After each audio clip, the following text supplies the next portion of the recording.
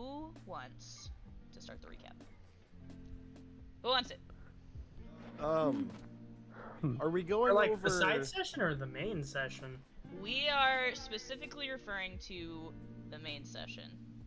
Ah. And for everything that has occurred during the side sessions, we will be discussing in character very shortly. Apollyon fucking died. Yeah. Wasn't that the Apollion's session before fucking last? Yeah, Apollyon fucking died. I mean, In I'm the trying last to main remember... session, yes, that was pretty So much the much- last main official session. Is So D1. much shit's... Okay. So much shit's happened that I'm, like, struggling to remember. So, okay, Yeah. if Apollyon died last session, then that was the nightmare one. Correct. Yeah. The 12-hour session. Yeah. So, the party discovered that they were trapped in a nightmare by Mare.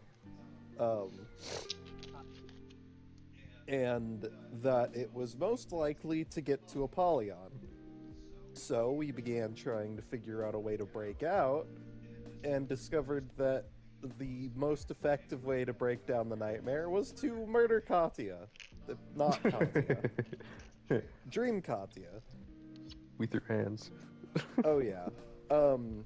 I think we killed her in like 2 rounds of combat. Yeah. We nuked the fuck out of her. we got revenge for all those times that she almost killed us. Oh yeah. Keep in mind, that was not Katya, so...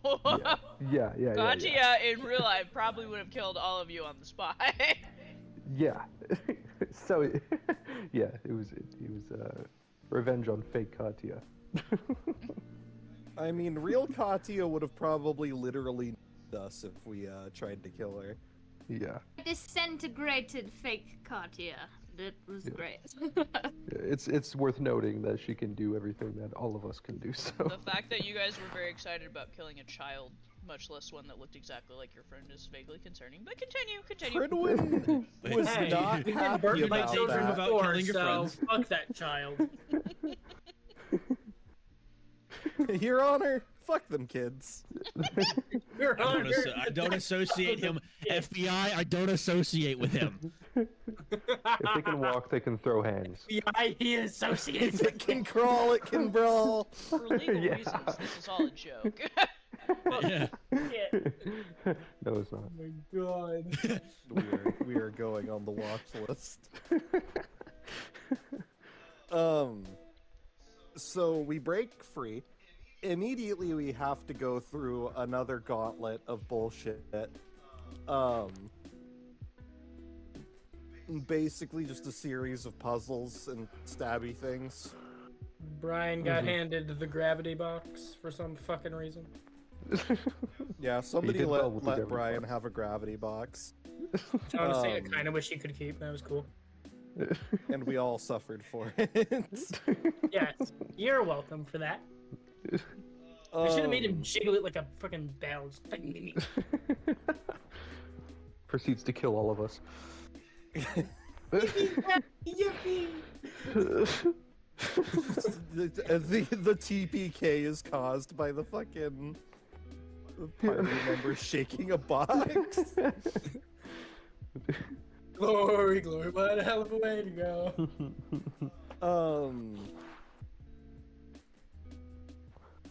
Sorry, my brain is buffering.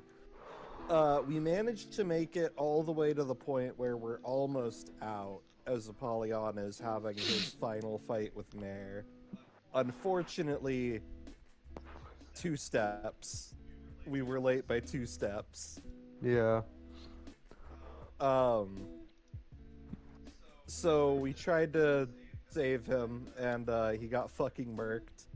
Yeah. Mare ripped his horn off, which He is can regrow anyone. a damn shame. Yeah. He can always get a new one. Oh yeah.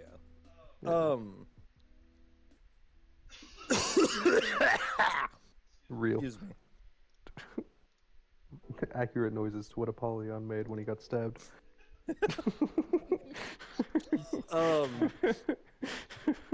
Then the death mark on his neck activated. and Death literally dragged him to hell.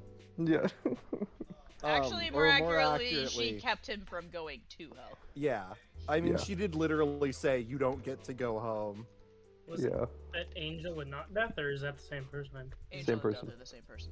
Yeah, Angel Ah. is the Grim She Reaper is right the now. Angel of Death. Oh, fun. Yeah. It took you that Yeah. long to Brain still can give Did shit. you Literal not Grim know Reaper. about this?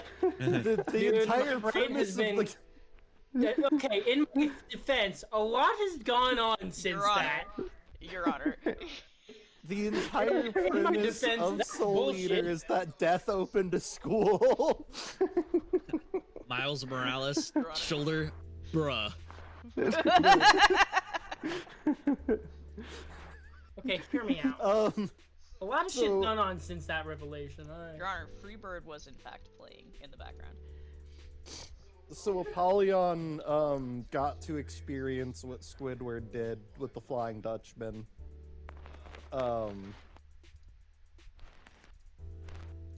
And we were unable to catch Mare. She basically shit-talked us and then ran. As you do. And then the fucking Wendigo that He pulled up for the smoke. yeah, the one that's been murdering everybody. Pulled up, bulked out, and we murdered the fuck out of it. His gains were never going to be as good as Maze's. Oh yeah. He was in fact he unfortunately skipped leg day, which Yeah. Maze never skips leg day. He never skips leg day. Cave collapses. Almost everybody makes it out. Pridwin and Maze have to tank the hits when it collapses on some NPCs. But we all make it out alive. Yes. And mostly One Piece. Yeah. We go to the academy. We report to Death. And we see that Apollyon is back in the death room. And he is fucked up. Extremely Yeah. fucked up. Very fucked up. Oh yeah, we also discover that, apparently it's very likely that Mare can see into the future because, Katya's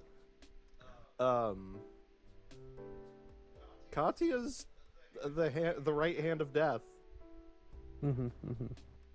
which is, something that was true in the dream, and, it is something that we found out is also true in the real world. Uh-huh.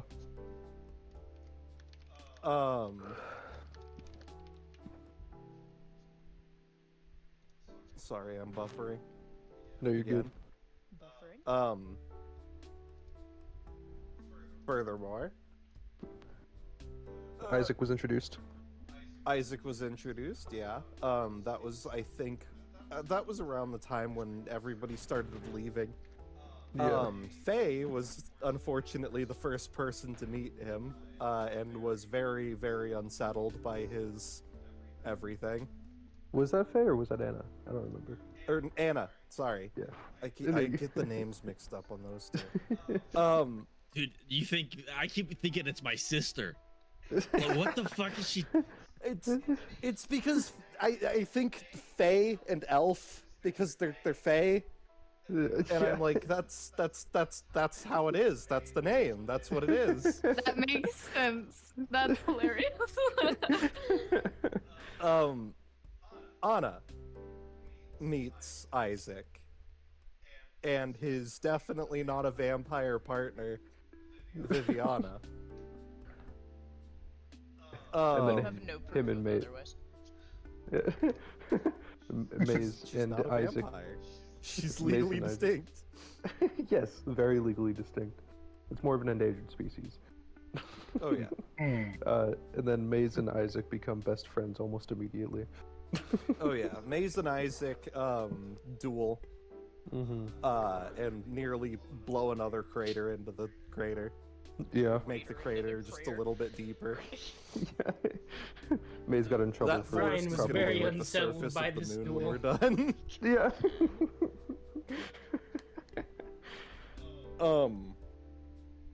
Isaac and Maze beat the fuck out of each other. Maze wins, but not by a No. lot. Or not Maze. Isaac wins, Isaac. but not by Isaac a lot. wins. Yeah. It was a Isaac very wins. close fight. Yeah. And after this encounter, the party is heading back home when a fucking blackout squad shows up. They use some sort of device that disrupts residents, and they try to break into the teamless cabin. Was that the Yeah. Flash? Was that what the Flash was? Yes, it was. Okay. Yes. You didn't Okay. roll Yeah. high enough to recognize a flashbang. Yeah. Ow. It's worth mentioning because I caught on to this that at the beginning of the last main session we accidentally foreshadowed that the government was involved.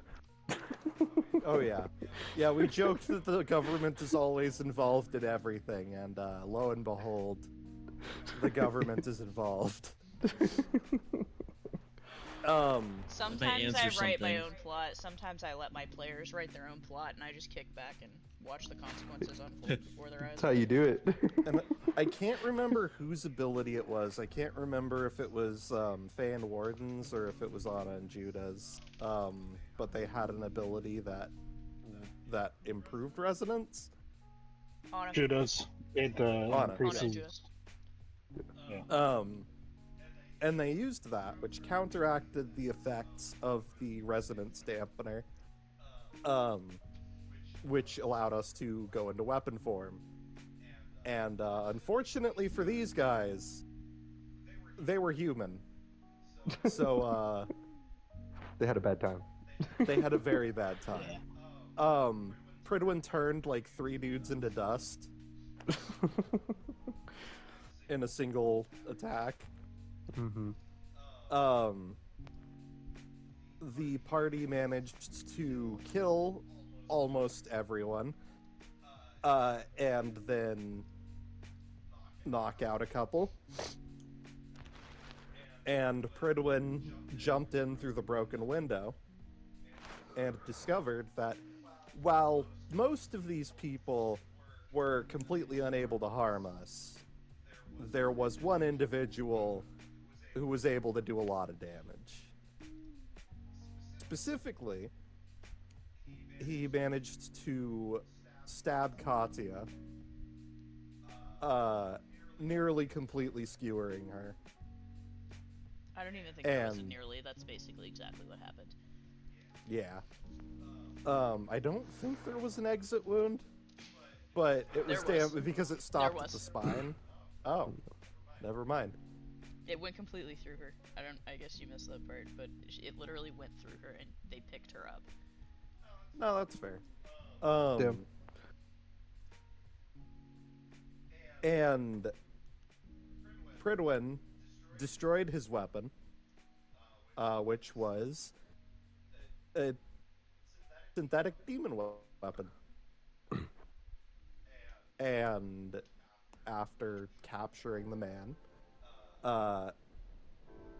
Anna managed to stabilize Katya, and after ensuring that everyone was all right, we got to interrogations. Which I'll stop you right there on. Mm-hmm. Because not everybody was there for that. So, Mm-hmm.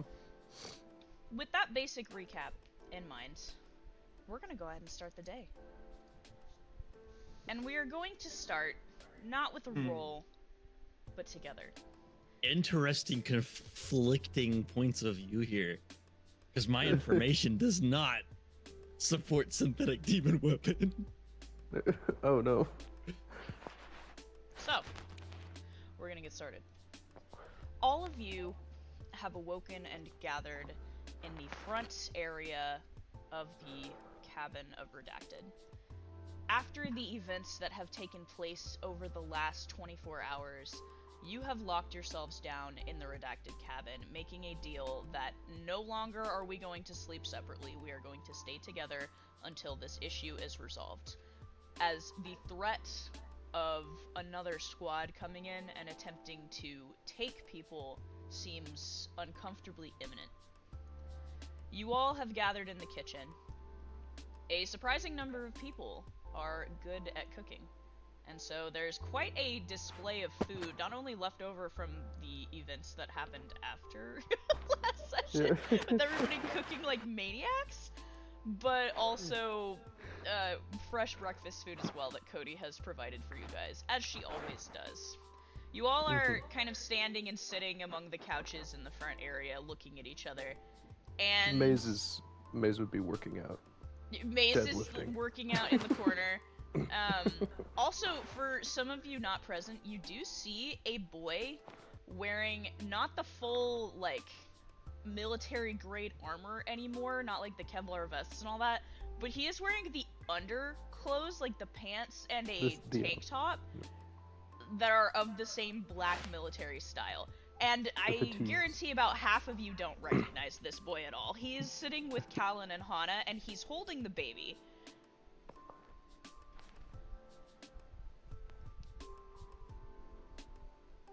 And you guys are all sitting there and kind of just looking at each other and trying to determine what everybody else knows and experienced within the last few hours. And the day is yours, so feel free to go at it.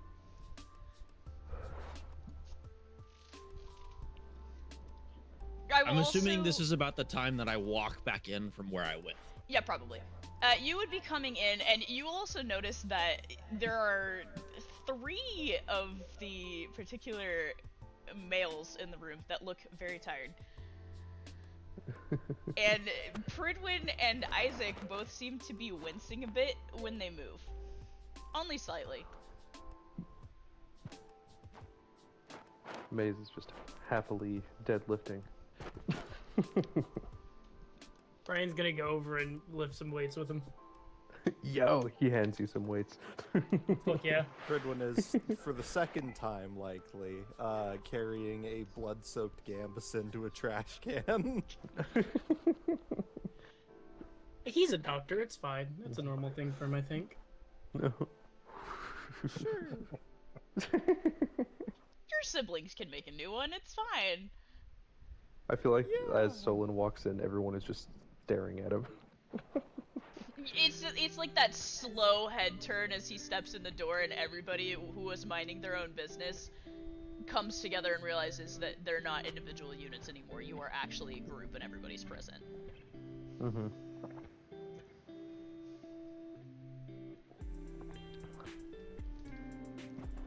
Solon, you take in the appearance of the group and the stranger in the cabin. So I see everyone's returned from wherever they rushed off to earlier. That would be correct. I think we have everyone accounted for. I beat the shit out of those guys. So is anyone going to finally fill me in? No. What Government. You're gonna have This to is narrow going it to be- down. This is going to be a long, Which government? long conversation. Oh, I'm sure that all of you have noticed that Liam has been reclusive as of late. I love that they're talking about me like I'm not here, he says, whispering to Minerva. When I is he not literally reclusive? gestured to you.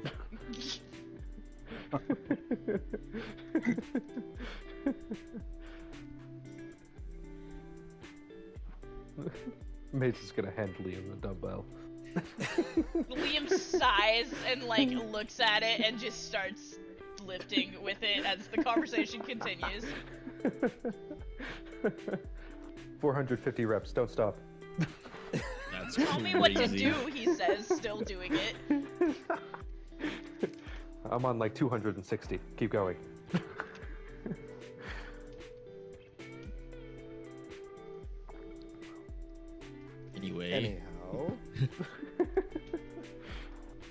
Um,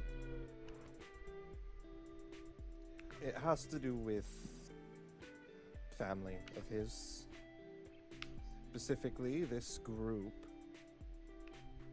has decided that they are interested in this individual and they will do anything to get their hands on him. They believe Liam knows where he is, and as such, they attempted to threaten him. They said that if they did not get who they were looking for, they would take my sister instead. Last night, it seems that they attempted to follow through on that threat.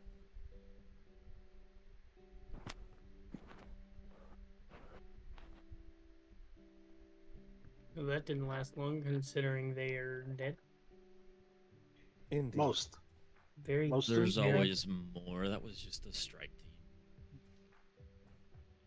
And will kill Wow. you. Does that come too? Those 2 strike teams. You hear Liam say under his breath. My point. I can't believe I shredded. And I'm it. assuming, Jesus. like, I kind of holding up the patch and like examining it in front of them. This Anima Fabrica is the Yes. now enemy of the day. Monster of the week. I've heard of them before. Vaguely. Yes, I also have come across their name.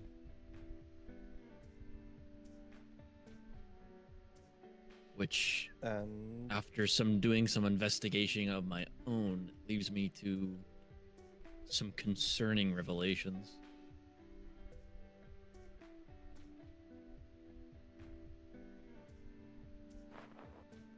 from what I was able to gather, the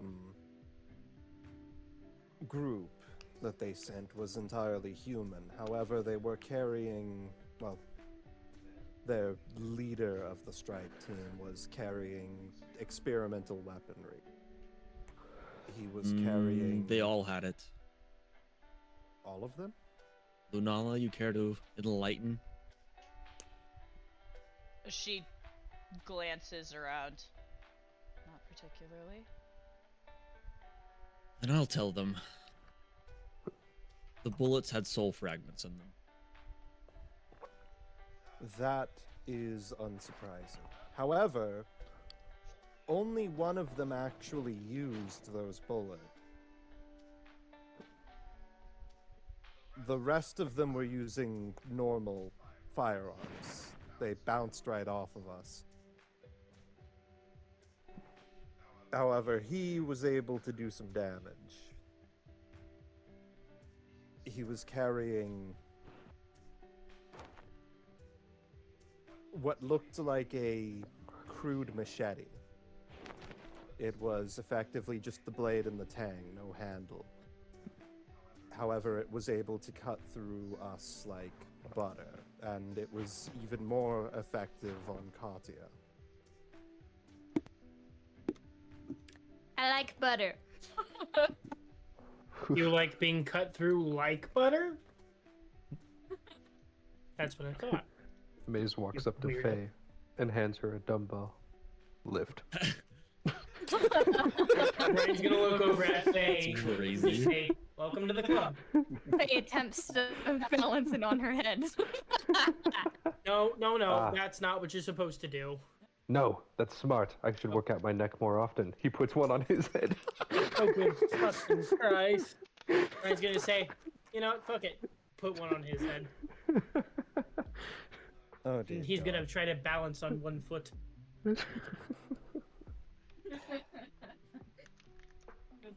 Anyway, It's a good day.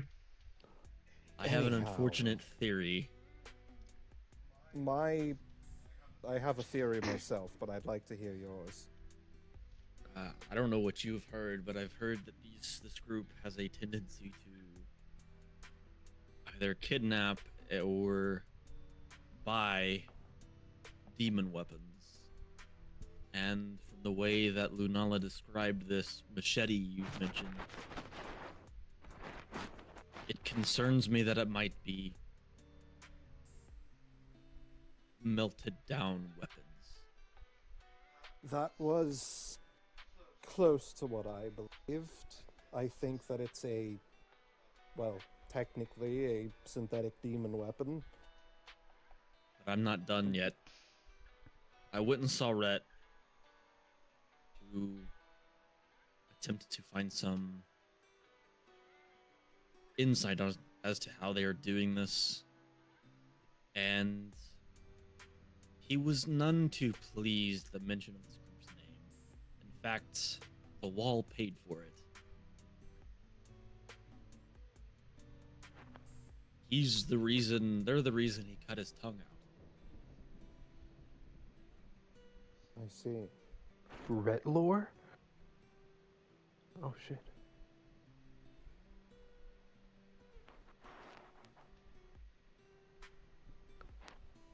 And he was able to confirm the nature of the weaponry they used. No, not confirm it, but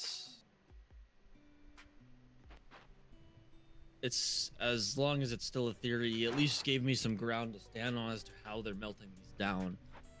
And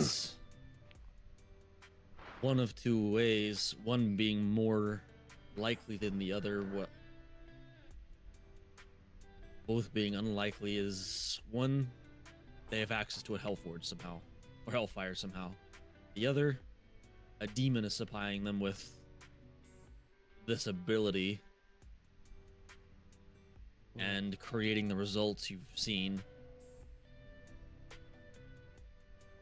Both are equally plausible, and I can certainly think of a couple demons that might be inclined to assist them.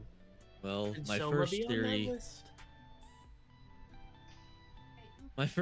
is that although they are all a secret, that the South American branch had a forge of itself, and when it fell into the wrong hands. Now, Rhett is unaware of any other forges except the one on campus. That still doesn't take the possibility of there one being in South America out of the equation. Now, I did go to the library and try and get information on this, although I was stonewalled by the librarian without getting approval from a professor or someone with a seal. I cannot get into the black section where that information would be held. Could we ask Well, Apollyon to get us or to give us permission? He's locked in the death room. that doesn't necessarily mean he would be unable to give us a seal of approval. If you want to go to the death room and disturb that, that's on you. What's the worst that could happen? I die. Yeah. I mean, it's Someone did the last time they went. It's not out of the equation. dying or going to the death room. Both. Okay. Huh. Either way, the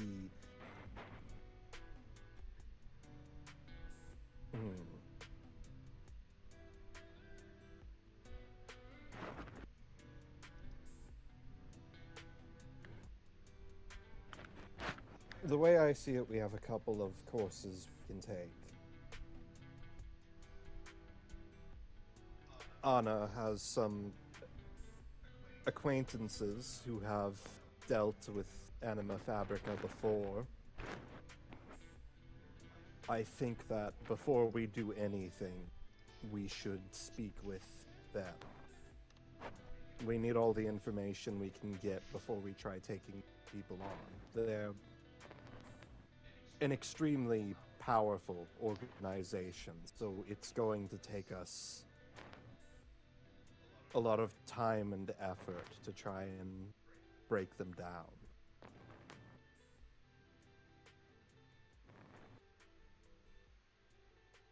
As for the courses we can take afterward,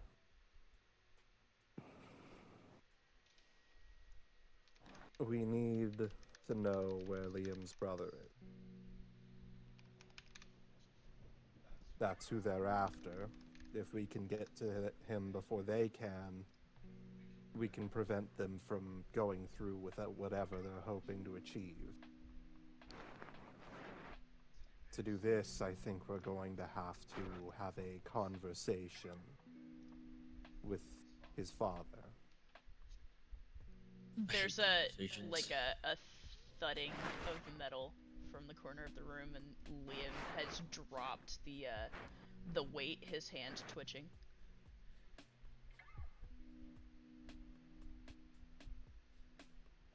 Additionally, I believe I know where one of the places that they're operating is. At least the one that's specifically trying to meddle with us.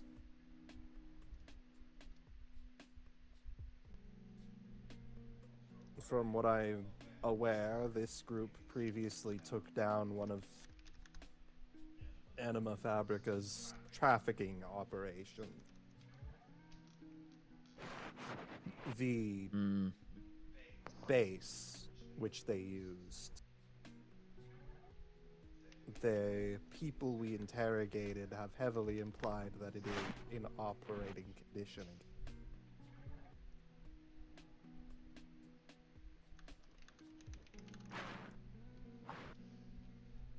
And that means that if we are to hit them, this is likely going to be the first place we'll want to hit. While my anger is telling me that we should go and immediately try to strike them while they're still off balance, I think stopping them from getting what they want is most important. If they do manage to find Liam's brother before we do, we'll be on an extremely restrained time.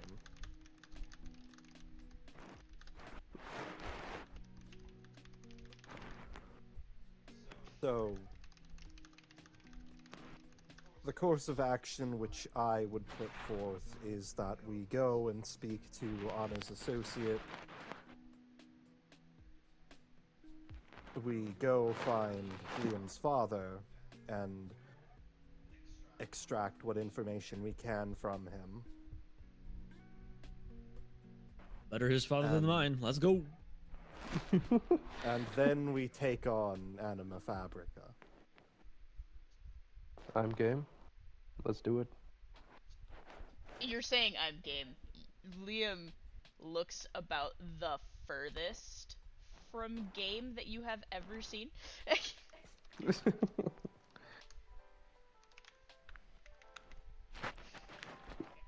Faye wants to go poke Liam in the head. Oh my god. You just going to poke him? Yep, that's it. You And say nothing. approach to poke him. He slowly looks at you. Oh no.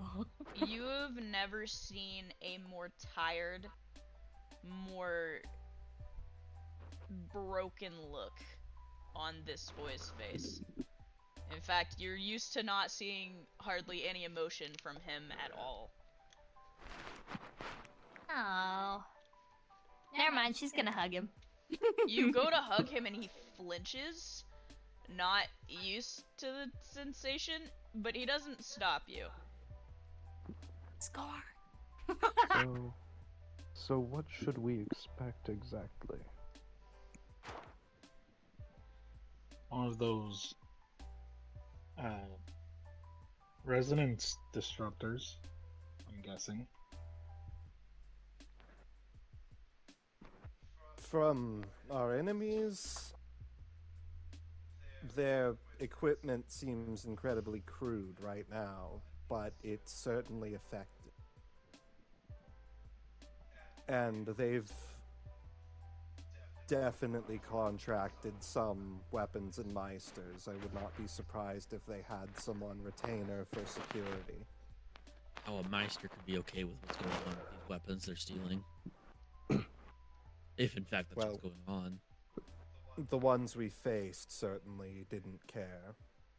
I threw them through a wall. The ones we faced were after revenge, Liam says to the side. Revenge for breaking up their smuggling operations. Revenge for killing their friends. Did we kill their friends? I'm not defending them, but I'm not saying they're acting unlike we would and are.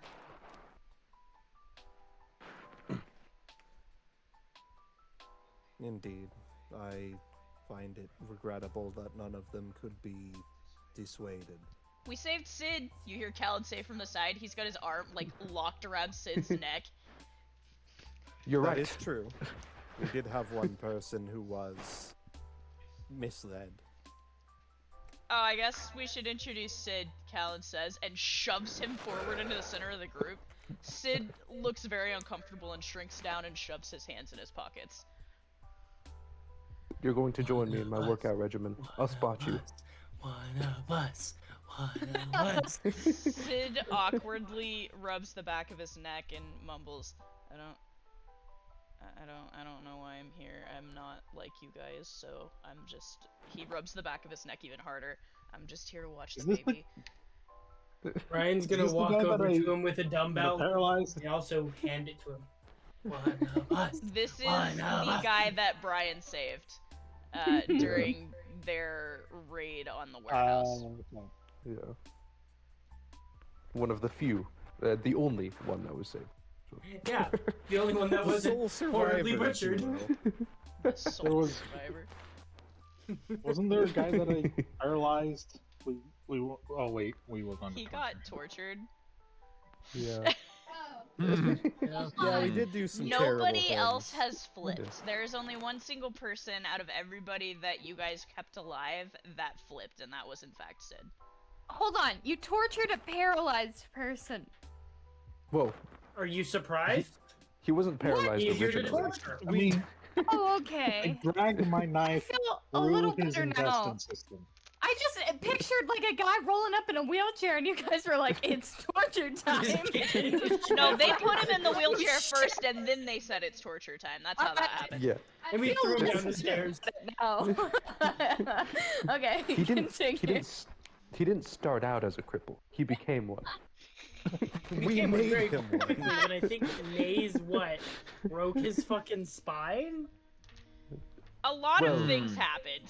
A lot of Well- things happened. Let's keep this PG. The Your Meister I kids fought. present. I tore the leg Are of the they Meister though? I fought off, Yes. And I shredded a person. and then the weapon of the Meister It's I fine. went She's through not straight old through a enough to building. remember this. Callan says, bouncing all And in. she won't remember shit. That's not the kid that I'm worried about. Oh, is Ari out there with you? I would assume so. Oh, Jesus. Solon's just No, standing no. with his hands on either side of Arya's head, covering her ears. I Don't worry, still, she Child won't can fit remember so any many of it. traumatic memories in their brain. I She still already can't get over. witnessed the massacre that happened outside the window. Good God. Slaps top of child. This kid can fit so much trauma inside of it. Shit. Spent Right. like a year and a half stuck in weapon form only to come out to this. I still can't get over the maze quote from the last session. That Maze quote is my favorite quote of all fucking time. I'm the sauce. I'm the sauce True. boss. And tonight we're eating this blonde little wannabe Meister bitch. Jesus. Fuck. It's bulking season is now about to be like the phrase that haunts me in my sleep.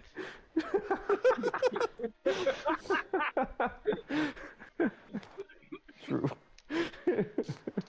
It is in fact Don't mind me, I'm bulking just season. fucking dying over here. Jesus. I coughed a couple times and the dog is looking at me like I'm dying. What?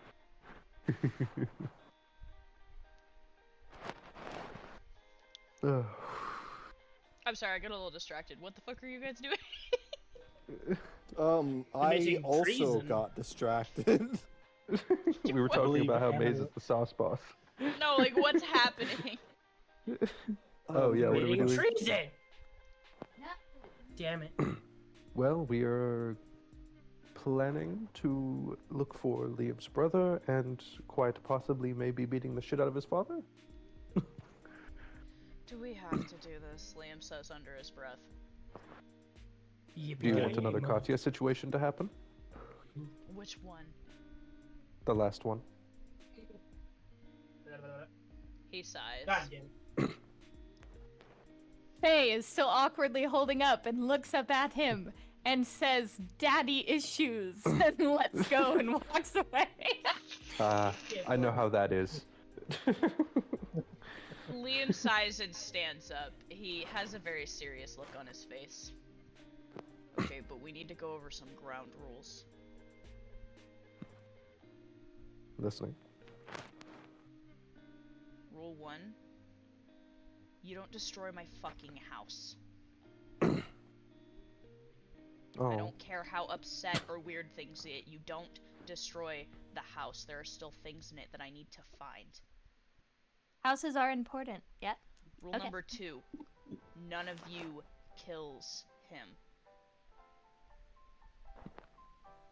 Period. End of story. None of you kills him. If anybody is going to kill Dr. Victor Atchison, it is going to be me. Are we understood? Yes, sir. Aye, Maze Captain. salutes. Ryan will also salute. Aye, Captain. Rule number 3. My brother is off limits. I don't Ayo? care how weird things get. Nobody puts a hand on him. All right. Does that include flirting? What about a foot? What about headbutting? Whack. Liam rubs at the bridge of his nose uneasily. Okay.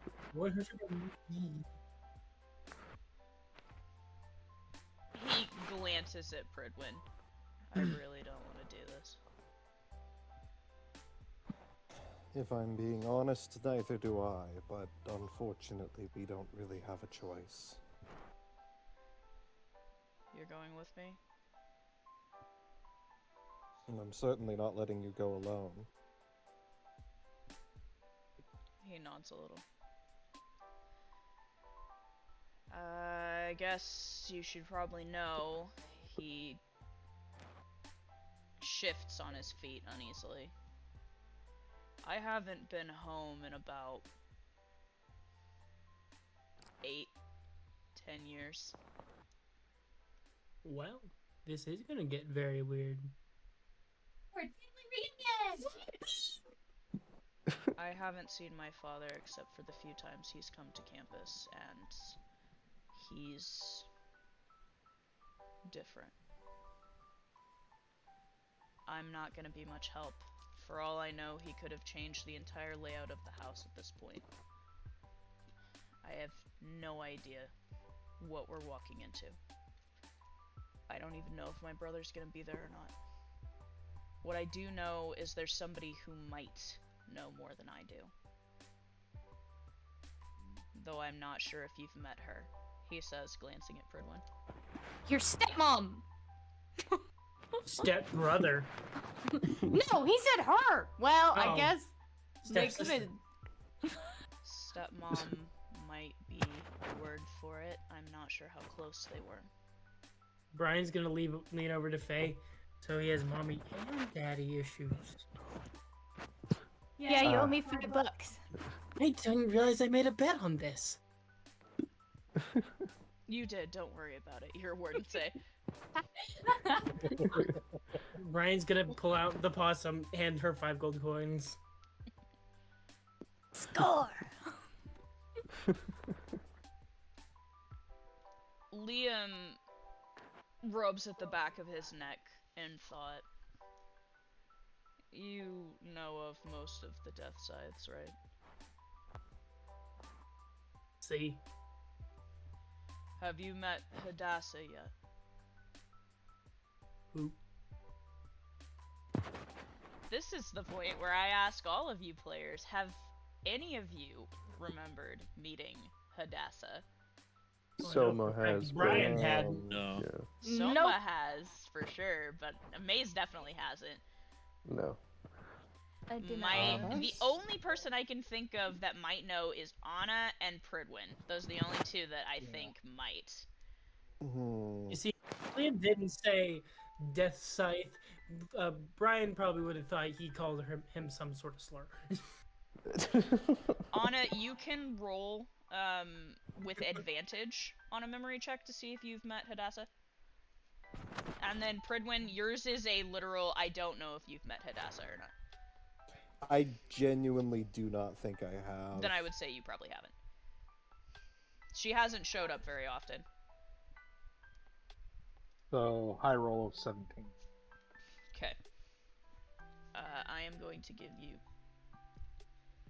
a little bit of information. Hold on. Ready?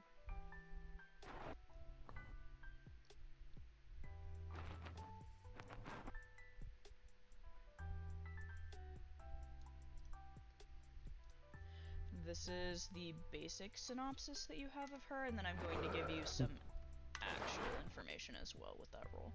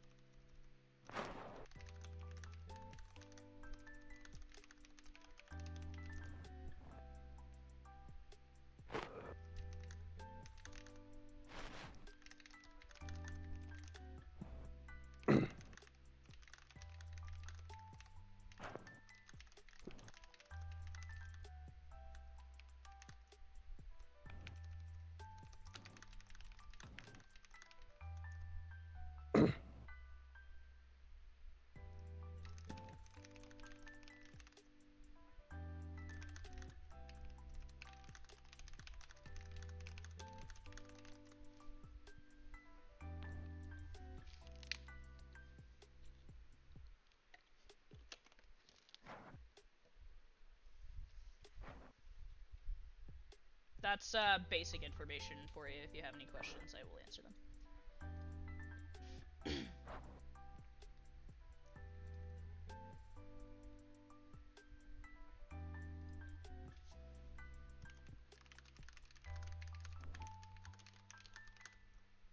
And it's just got this sort of face.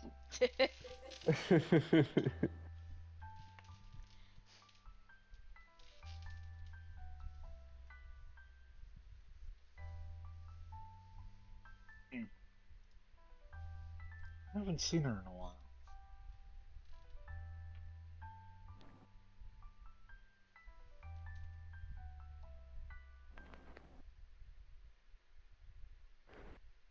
I'm guessing you guys want an explanation, don't you?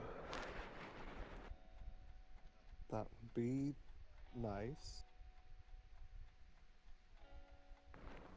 Well, you know how the Death Scythes have their own like specialities, things they're really smart about. Well, this one's particularly on the dead weapons side of things, and she studies fractured weapons. Wait. Is she the one with all the fractured weapons that float around her? Yeah. Oh, I have met her. Briefly, but it was a very unpleasant interaction that I would not like to repeat if I could help it. It also that interaction also led to the death of one of our party members. Yay! Yeah. Did it? The very first Did crash it? out. Yeah, it was a crash out.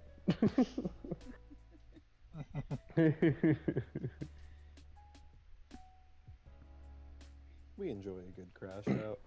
Mm-hmm.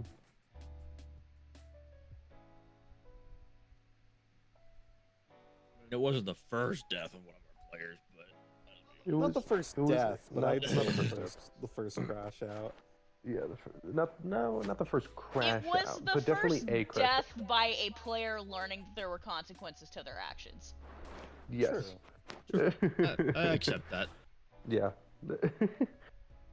What do you mean biting into this thing would actually cause me to do things I wasn't supposed to do? What do you mean ruffling through this giant mountain of corpses will get me infected with the beast plague? Consequences? To my actions? Never heard of him. Never. Lewis has certainly never heard of him. Well, he has now. So sad that Yes, session now. didn't get recorded. That was like one of the most epic Yep. sessions, I swear to That was God. a good session. He learned once, and that was the final lesson he ever learned. Oh, yeah. Anna's sitting there and thinking on it. And she's just like, yeah. Oh. That Dr. Atchison. He's your dad? Liam cringes and makes an equal face that you did a minute ago.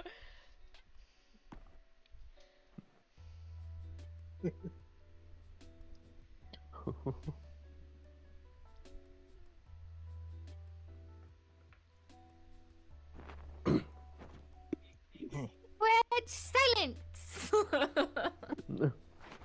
So, when are we gonna go kick the door down? I gotta make a phone call. Anna stepping out to make a phone call. Anna, in-game, has to make a phone call. Yeah, I said Anna's stepping out to make a phone call. Who are you Good calling? lord. Ah. That's it. Oh, just, 10, 10, and 6, 6. And 6. That makes sense. Since, they're not on campus anymore. So Anna is stepping out to make a phone call. What are the rest of you doing? Working out. Brian is still attempting to balance this dumbbell on his head. No, not like that. You have to do it like this. Brian looks at Maze as he does it and just tries to replicate it.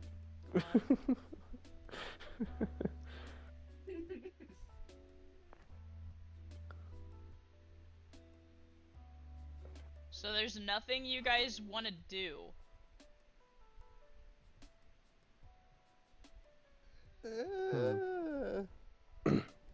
Nothing's a strong word. I mean, the day is you guys' is. I'm not gonna guide you the whole way. If there is anything anyone wants to get done, I do need to check in with Katya to make sure she's healing alright. Oh, that actually reminds me. I need to go. Where's Amani? Because she was fucked up after last session. Amani's still in the medic wing. Okay, Brian's gonna, I'm gonna head to the medic wing, check on Amani, make sure she's alright.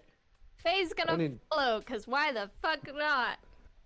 I need to go check on Caden. That reminds me. We're all just taking a trip to I'm the just hospital. hearing a aren't we? lot of people are going to the hospital right now, question mark? That's... Yes. Yes. I mean, that makes sense. Yeah. Brian looks at Mace. You send someone to the hospital in a body bag. He's fucking vibrating.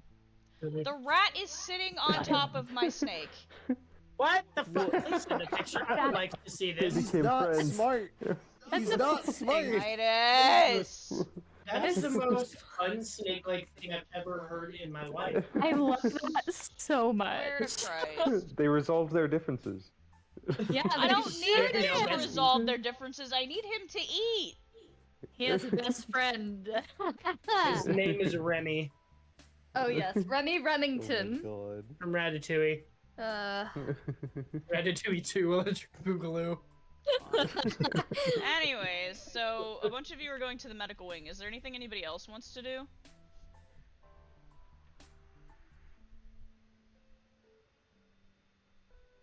Once No. I'm done with the phone call, I think I'll head to the medical wing just to make sure I'm with everyone. At this point, everybody's going to the medical wing. You know, Apart fuck it, let's from make it a a group lot of trip. the NPCs who are staying in the cabin, Liam is having an existential crisis right now. Bye, Lee! Yeah. Liam and Minerva head back to their room while you guys are going to the medical wing. So, you guys take off walking. It is a dark and gloomy day, raining off and on. You don't see a lot of people out on campus right now. In fact, the campus seems to be on edge after the attack. Any of the people you do see out hurry between buildings.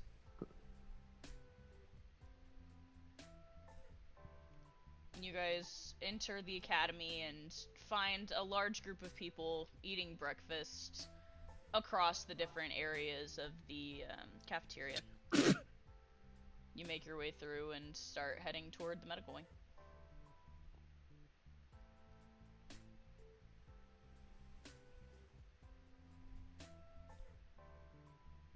The entry area of the medical wing is pretty full, as it was the last time that you entered, Fredwin. As you guys all step inside, Andy, working behind the desk, glances up at you from a clipboard. Oh, I'm back so soon. Yes, I wanted to check in on Katya. And I was gonna check in on Amani. She glances at the large group behind you and makes a face at you. And I'm just gonna keep walking into the room. Everyone knows where I'm going. Your Solon goes. We all have a couple people we wish to visit. Well, try to make sure that only people granted access get into the areas they have access to. Of course. Ew. Oh shit. Why were you unmuted? I don't know, because I can be? Mute yourself. Yeah, so you guys are standing by the front desk in the main area of the general medical wing. What do you guys want to do? Maze goes to find Caden. Maze, you and Solon walk toward the quarantine wing. Why is Maze coming? Because Caden's across from Anastasia's room. I told you that. Solon doesn't know that though. Yeah. You would have fancy seen seeing them you here. coming and going.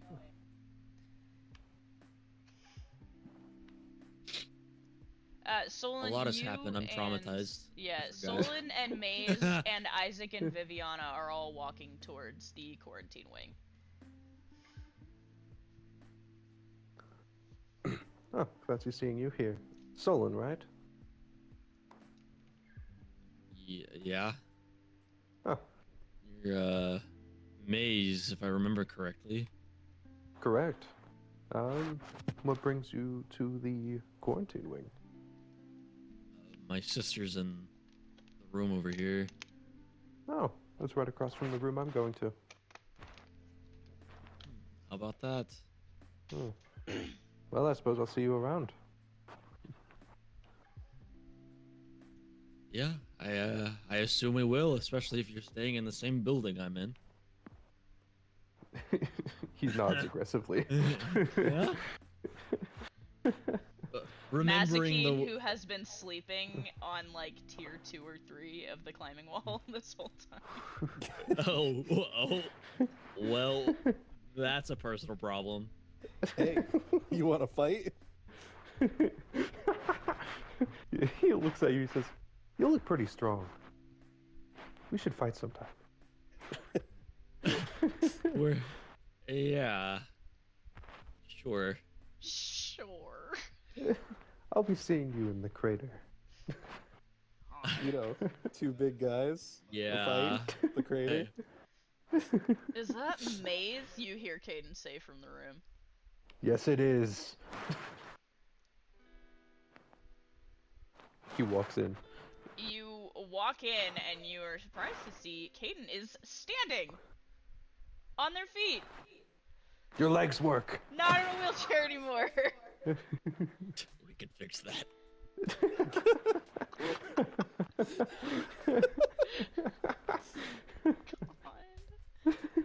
And not a broken femur in sight. Caden grins. They said, I can go home. Finally, you're not trapped in this hellhole. Okay, let's find a wall to break through.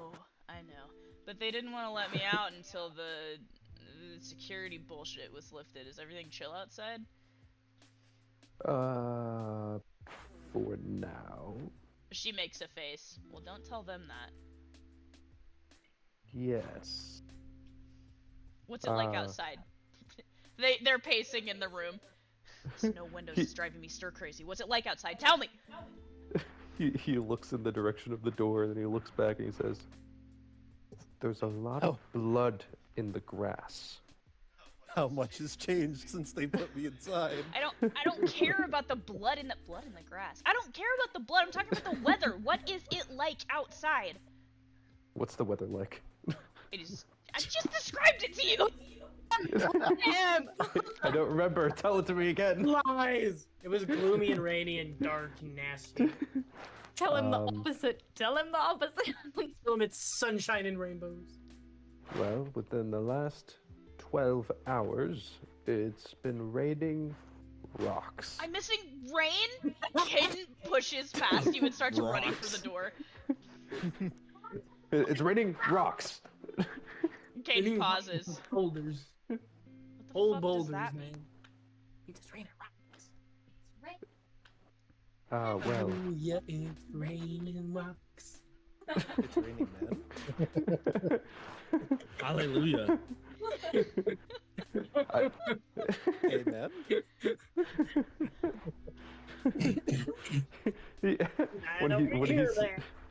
When he says it's raining rocks, he's just thinking back to when he was throwing giant rocks at the Meister he was fighting last night. It is. I don't know who I feel bad for, the rocks or the Meister. It's Rocks, I feel bad for the rocks. It's cloudy with a chance of meatballs outside. Caden puts a palm to their face. Anyway, let's go outside. Great. Caden says, pushes past you to get out of the quarantine wing. That means we can finally spar again. Thank God. Pridwin, what are you up to?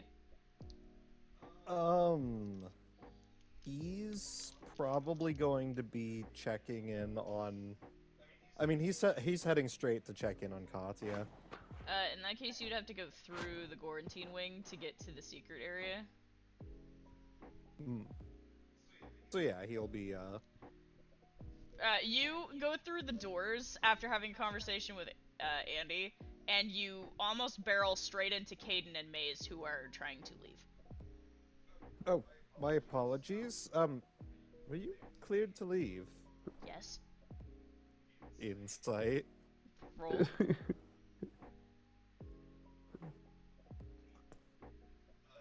16. I mean, it wasn't a lie. It just wasn't also the complete truth. He squints. Did they have any restrictions? No, not crossing their hands behind their back and like rolling on their feet. Nope, not at all. Totally unrestricted, totally fine. I am feeling much better, thank you. Do you have my antler for me?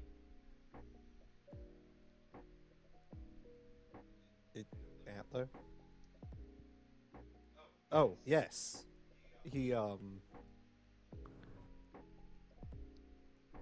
Actually, would he be able to get the antler turned into a piece of jewelry? I imagine that's what you were doing with it.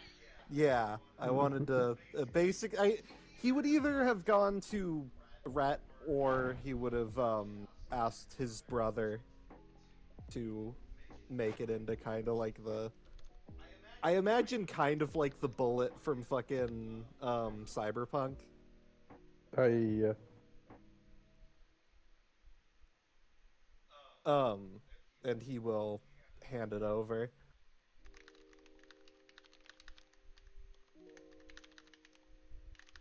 Caden grins, a very wide, excited grin, and immediately puts it on.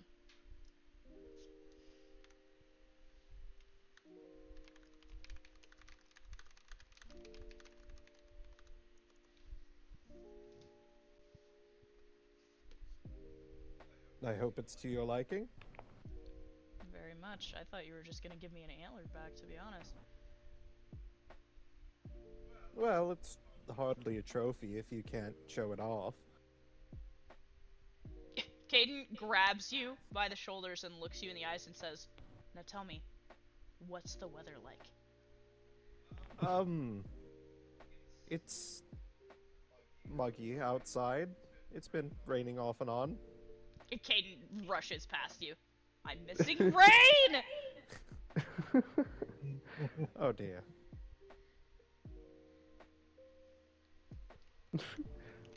Well, I'll be seeing you around, Mace says as he follows after. Don't let them have too much fun. Yeah. Oh god. By the time you catch up to Caden, they're outside of the medical wing, outside of the building, and they're laying in the grass in the rain. Huh, he's gonna lay down too. They have their eyes closed and they're just stretched out, enjoying the rain.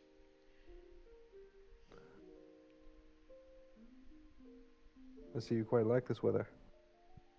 Are you kidding? It's the best.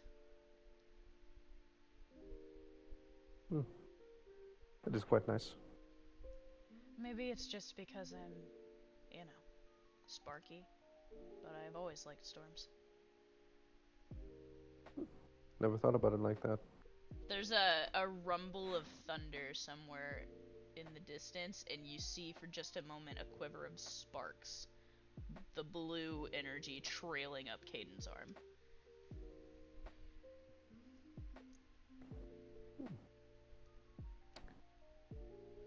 Meanwhile, Pridwin, you're in the quarantine wing, and you see Solon standing by Anastasia's room. Doing alright, Solon? Like it's harder to go in every time. Well, hopefully we can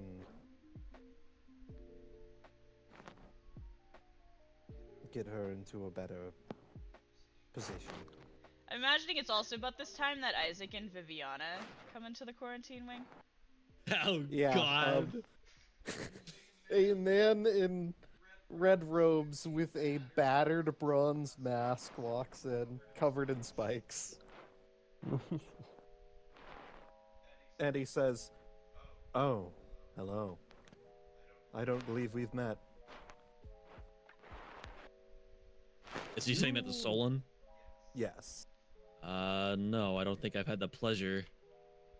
Solon, you don't recognize Isaac at all. Yeah.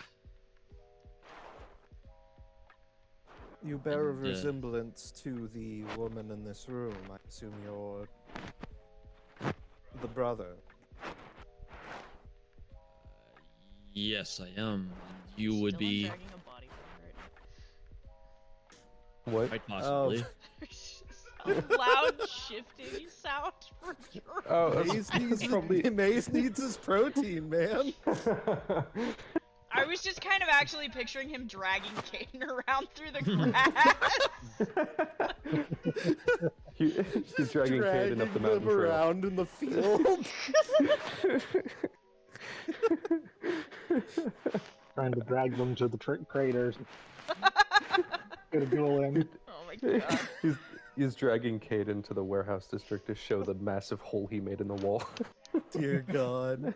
You need to see this. That You what, gotta that see. makes sense, honestly. Yeah. Anyway, They you were need saying, to sir? hear this. Isaac will nod and say, "Apologies, I am Isaac Valuable. Me and your family are not acquainted, but I hear that that your sister and my partner are friends."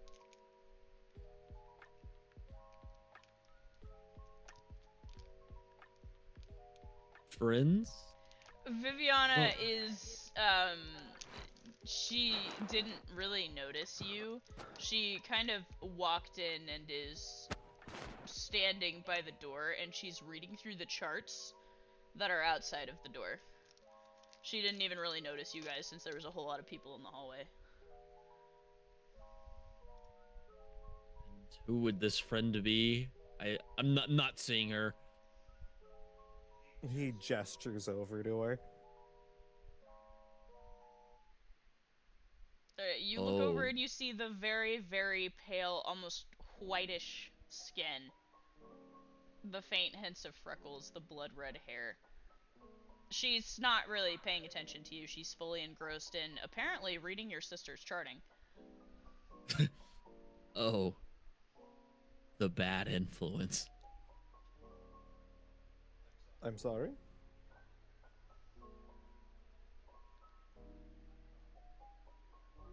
Sorry, fighting a cat. Anyway. Stay off my desk.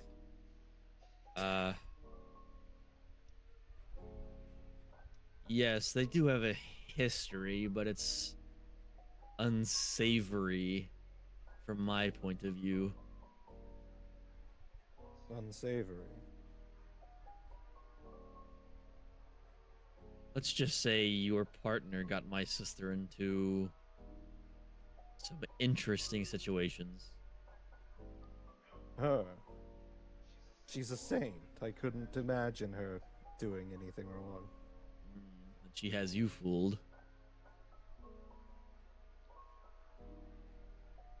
Extravagant parties, drugs, men, the lot.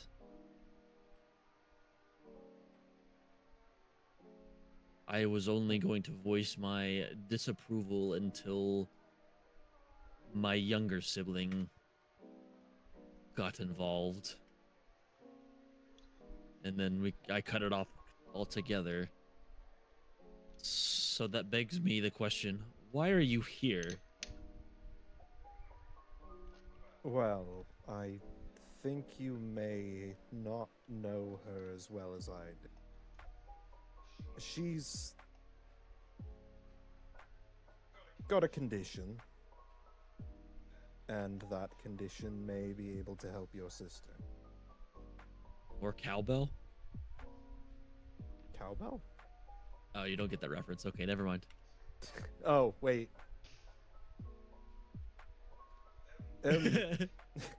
Back on topic. A condition? You see, her body was from birth unable to produce blood. None of her anything is capable of producing blood cells. What? As such, she underwent something of a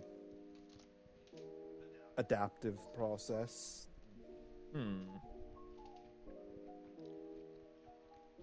The way she tells it, when she was developed enough to separate from her mother,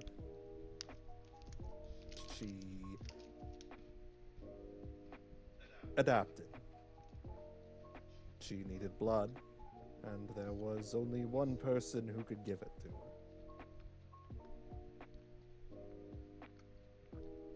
Okay.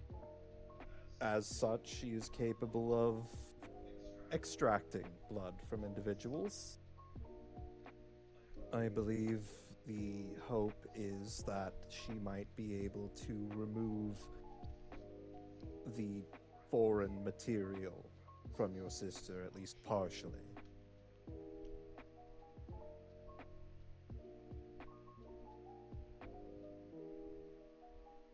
let me get this straight.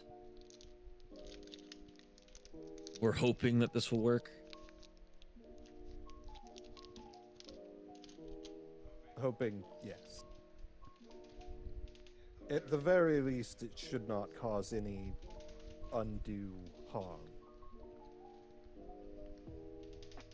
I see. From what I And understand, most of the other processes which were being suggested were a lot more invasive. And who exactly sent you with this information? That's a great question, DM. Viviana was getting letters from Anastasia originally.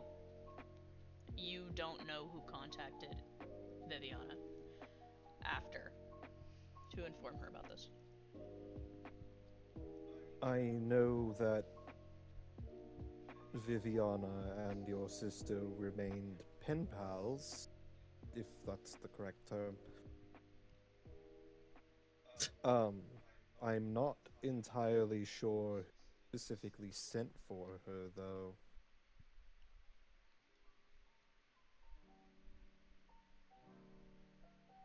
I have a pretty good guess, but that's a situation for another day. Okay. So By this point, Viviana isn't in the hallway anymore. she's just gone? She went into your sister's room. Oh. And when does this procedure start? Also good question.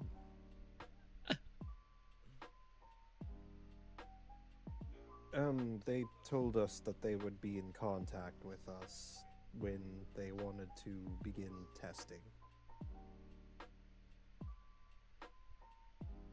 I see. So you're just, what, visiting right now? Well, I believe it's up for debate. We did kind of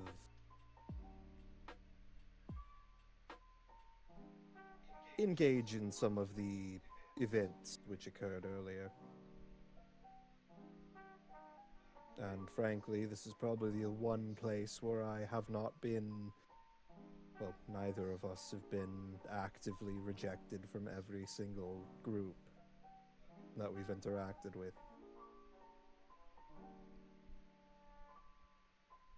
I see.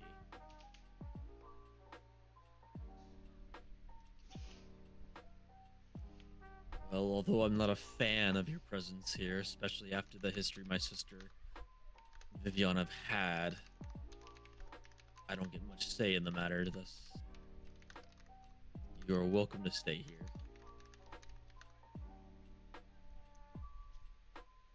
People can change, my friend.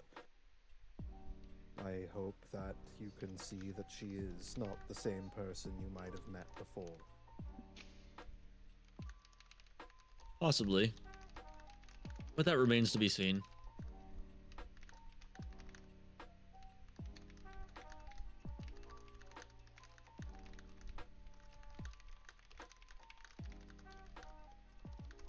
Well, if there's anything that we can do to help you, just let us know. Thanks. Isaac will nod and then he'll peer into the room to see if Viv went in. Viv is in fact in the room. She's sitting beside Anastasia, and she has a hand hovering over Anastasia's arm.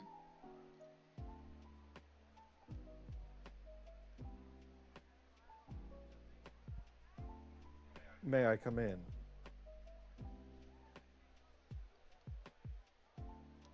She nods. He'll look over to Solon and then hold the door open.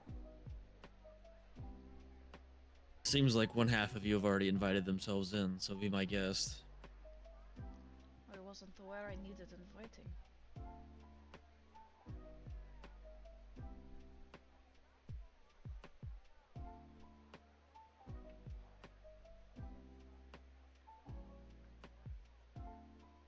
Anyway, what are you doing there?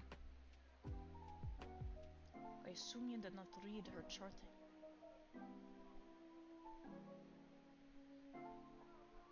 I'm not a doctor. I'll leave the translation up to them. The impurities in her blood, they are rising to unstable levels.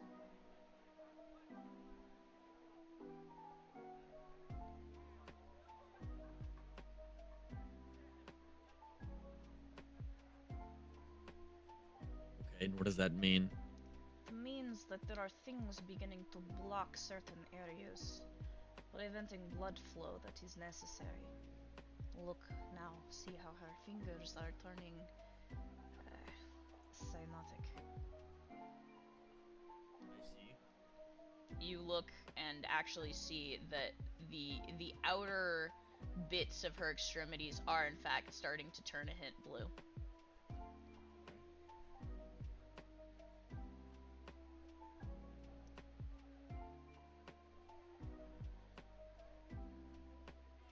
And you are what? Clearing these blockages? I could. With permission. I am not family, I cannot operate without such. And you can clear this clear it without hurting her. I did not say that. So what are you saying? I need to create slight incision in several places so that I have place to remove from.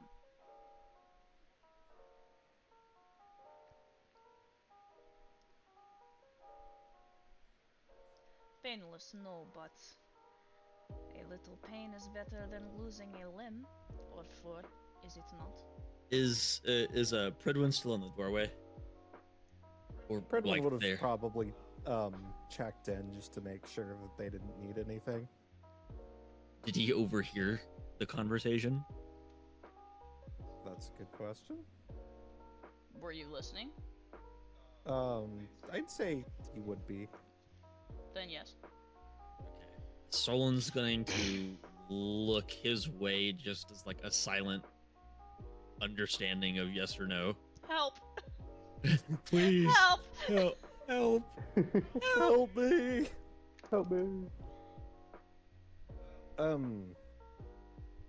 It would be.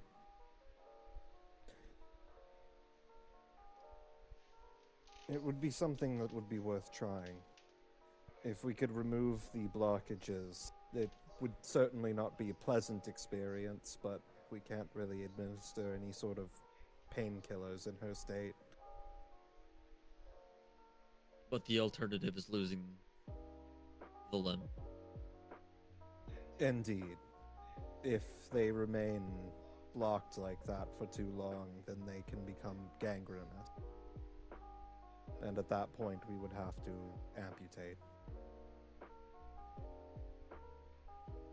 I see.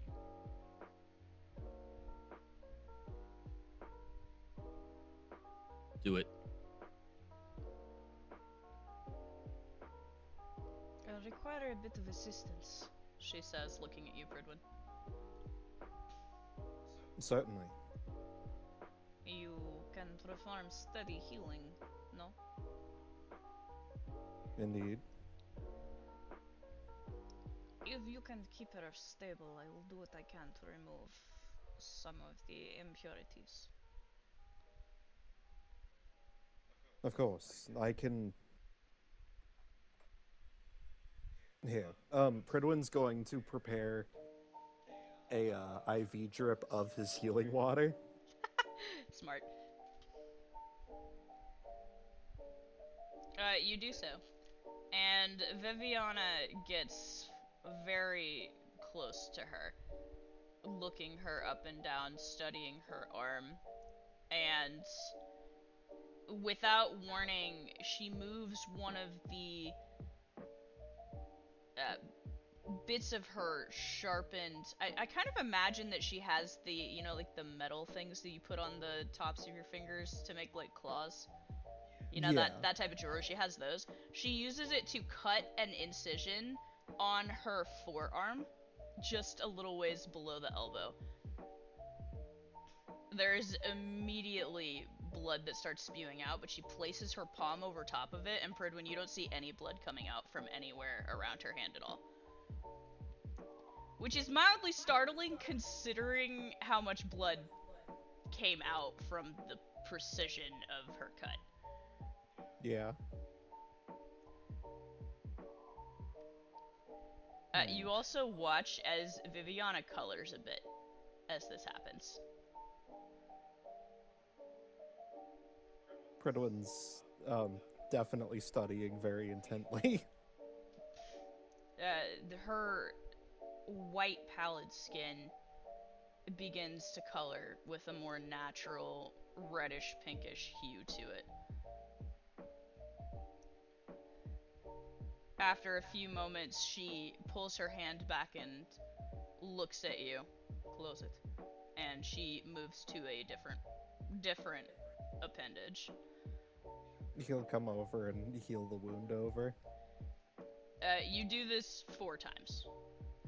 And by the end of it, Viviana clears her throat and looks over to you, Solid. She's stable. For now. And without a word, she turns and walks out of the room. That's it. And that's it, she says from the hallway. And then you hear a soft sound you can't quite identify.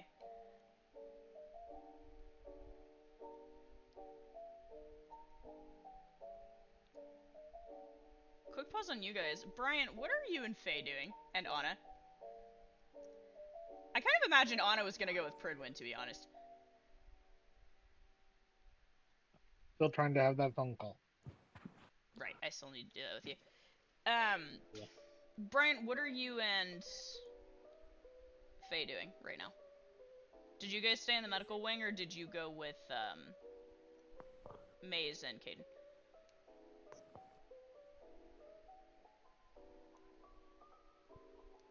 If they're still alive. Can't believe they're dead. Can't believe Brian's this. dead. Damn. Let me skip over to Anna then while you're doing that. So Anna, you stepped out to make a phone call. Roll to see who you get. Just tell me if it's high or low.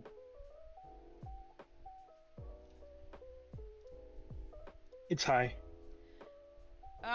So the person that answers you is Tenten. What is the first thing you hear?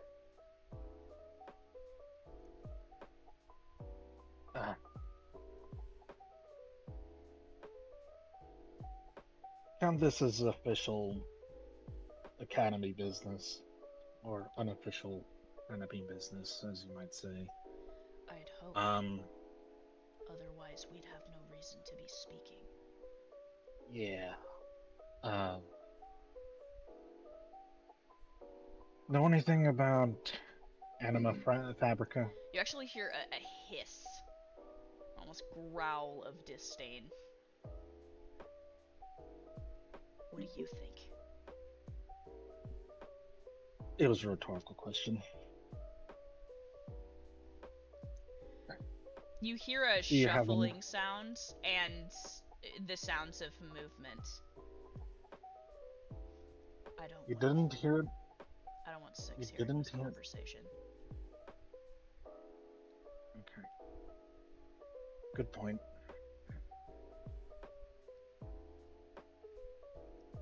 You didn't hear it from me, and this is not true if you did. If anyone asks, this is nothing that ever happened. Understood.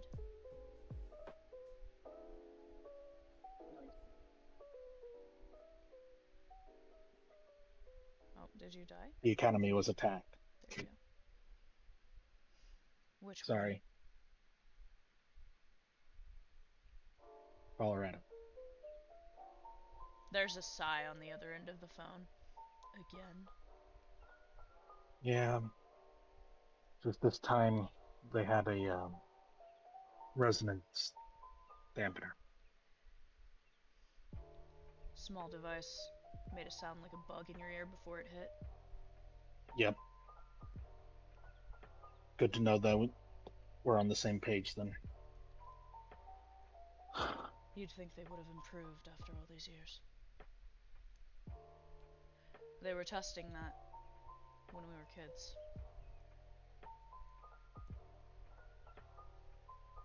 Were they also testing soul fragments with bullets? No, that's new. They have How those about now. melted down weapons?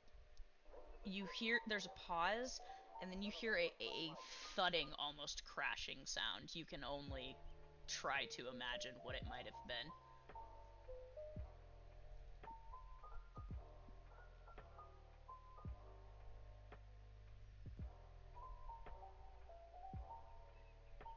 They actually did it. I didn't think they were that stupid.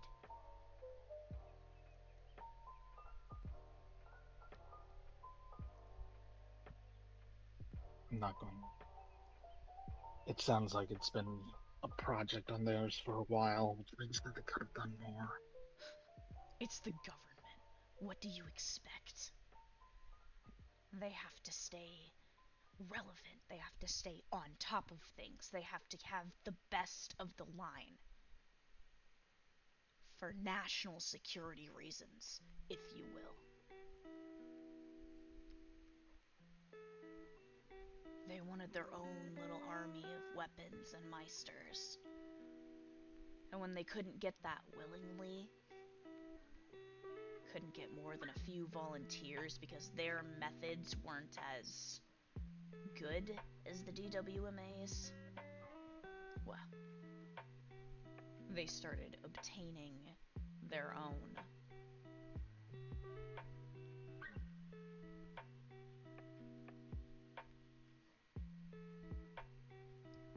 Have you heard any news from South America recently? Peru branch. South America. Didn't the branch fall? That's the news. That's what we've been hearing. But again, you didn't hear this from me, but it could be that there's a forge down there. A forge? What are you talking about? How do you think you can melt down a weapon? Demon weapons don't break down. In fact, they just shatter, usually on death. Fragments? I mean, granted, sure, yeah, you could make an amalgamation or something with fragments if you were stupid enough to try. I'm pretty sure that one chick Who there.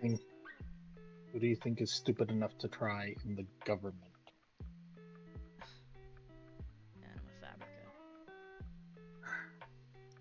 See, this is I- what I was worried about. This is what I was worried about the whole time, because I knew that if they couldn't reproduce enough weapons and meisters, and they kept running out as fast as they were, that they would try and go to new methods. I mean, what they did to us, what they did to Six, to Vi, it's... They trail off. I wouldn't put it past them.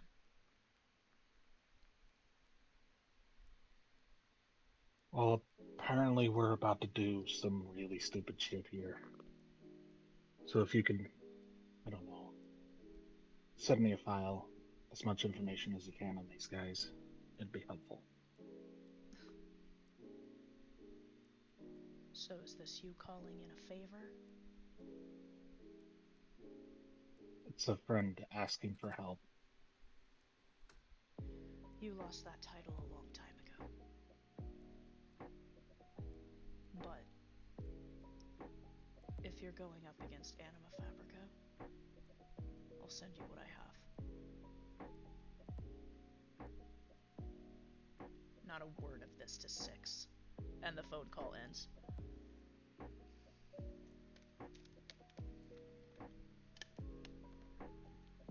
I'm going for a run. Anna and Judah are going for a run.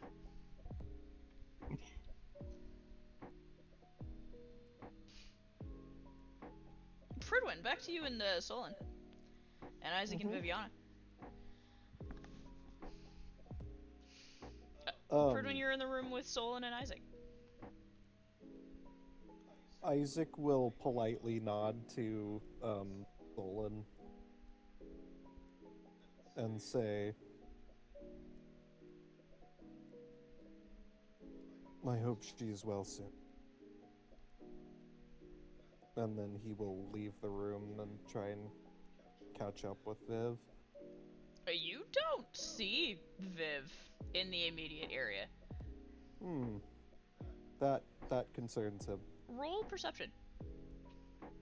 1 second.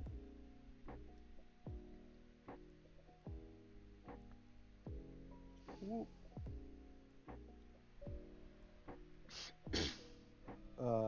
16? With a 16, you hear the sounds of what you think are distress coming from one of the nearby quarantine rooms. He's going to head in that direction. As you get closer, you make your way into the quarantine room and you find the light in the bathroom of that quarantine room is on, and there's a awful gagging, retching sound coming from that area. Fiona? You hear the distressed breathing and the sounds of someone quite literally puking their guts up. He's going to head over in the direction. You find her collapsed on the floor. The color has completely faded from her, almost worse than normal. Viviana. She has essentially thrown up a large quantity of blood. Like, the toilet is almost full at this point, and it looks wrong. There are pieces, fragments of things in it that are discoloring it. He's going to get down on the ground and try and take her hand. You take her hand. She's sort of conscious. She definitely feels clammy and very sick. You need to replenish yourself. She doesn't take from you. Please.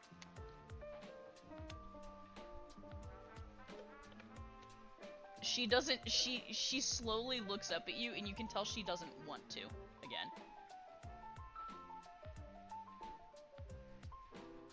It will be fine. I have more than enough to spare. She shakes her head and whispers, "So gross."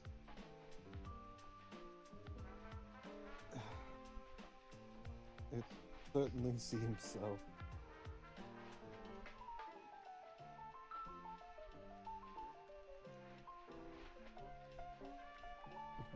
What can I do to help? She tries to formulate an answer to you, and her mind is swimming. Pausing on you two, Pridwin and Solon, you guys are in the room with Anastasia. Anastasia looks like a normal color again, for the most part. Fridwin's going to be basically giving her a checkup. I mean, apart from the fact that, you know, her internal system is completely fucked up. She seems to be doing okay.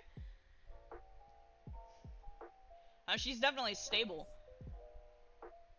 Pridwin will look over to Solon and say, she's in much better condition than she was. I guess we can be thankful for the small favors we get then. Indeed.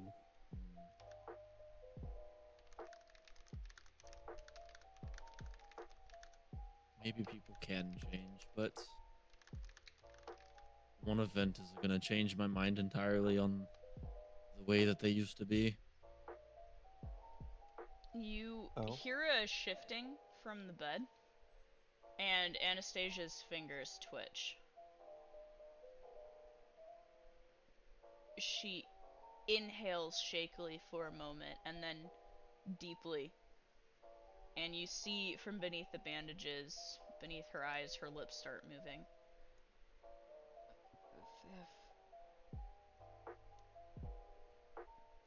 What? Viviana. She inhales again. I know that scent.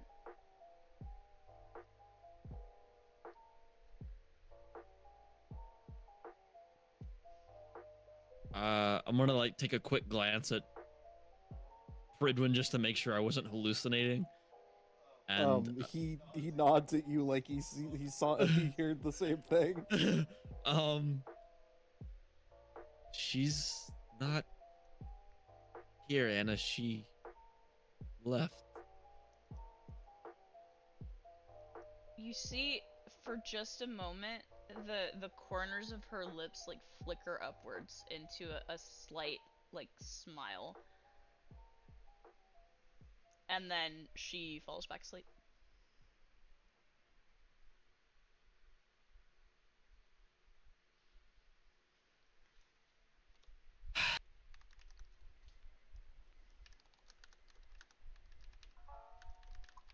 Why are family relationships so complicated? They simply are.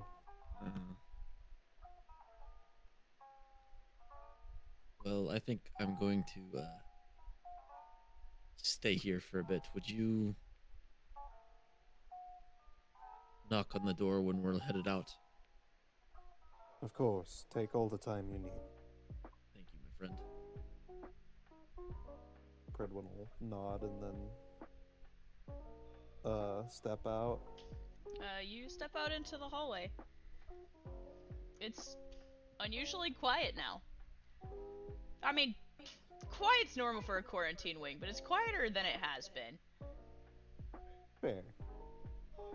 Does he also hear the horrible retching? Yeah, you did for a minute, but it's stopped now. Pridwin will lead into the room and say, "Is everything all right?" Pruden, you get a basically clear line of sight to the toilet full of blood, and the body collapsed beside it.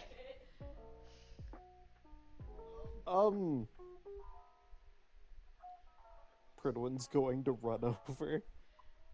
You look down and see Isaac is holding Viviana's hand, and she looks somehow even more pale than she did to begin with. How?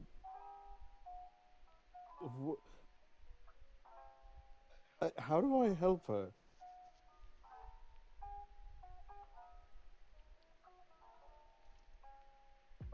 Go worry about your own friends, Metal Man. I'll be fine.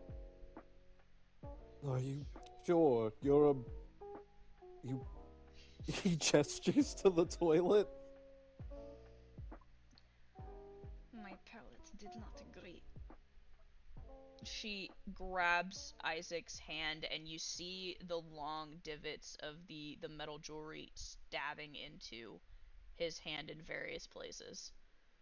You see the blood dripping from his hand beginning to disappear into her palm.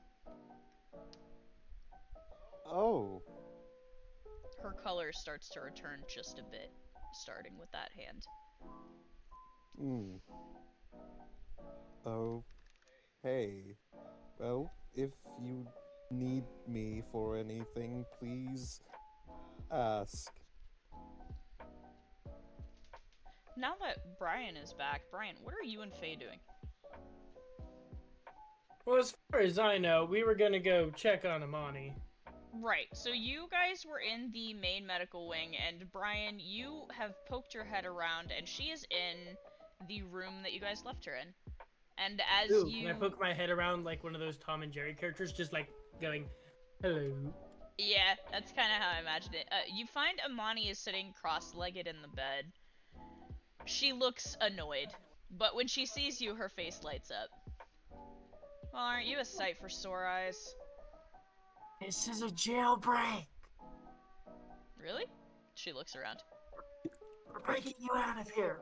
Are we clear? Hey, Brian looks both ways down the hallway. Are we clear? You are not. There's the head nurse, the charge nurse, is standing at the desk, and she can see directly where you're standing. Brian's just gonna walk into the room nonchalantly.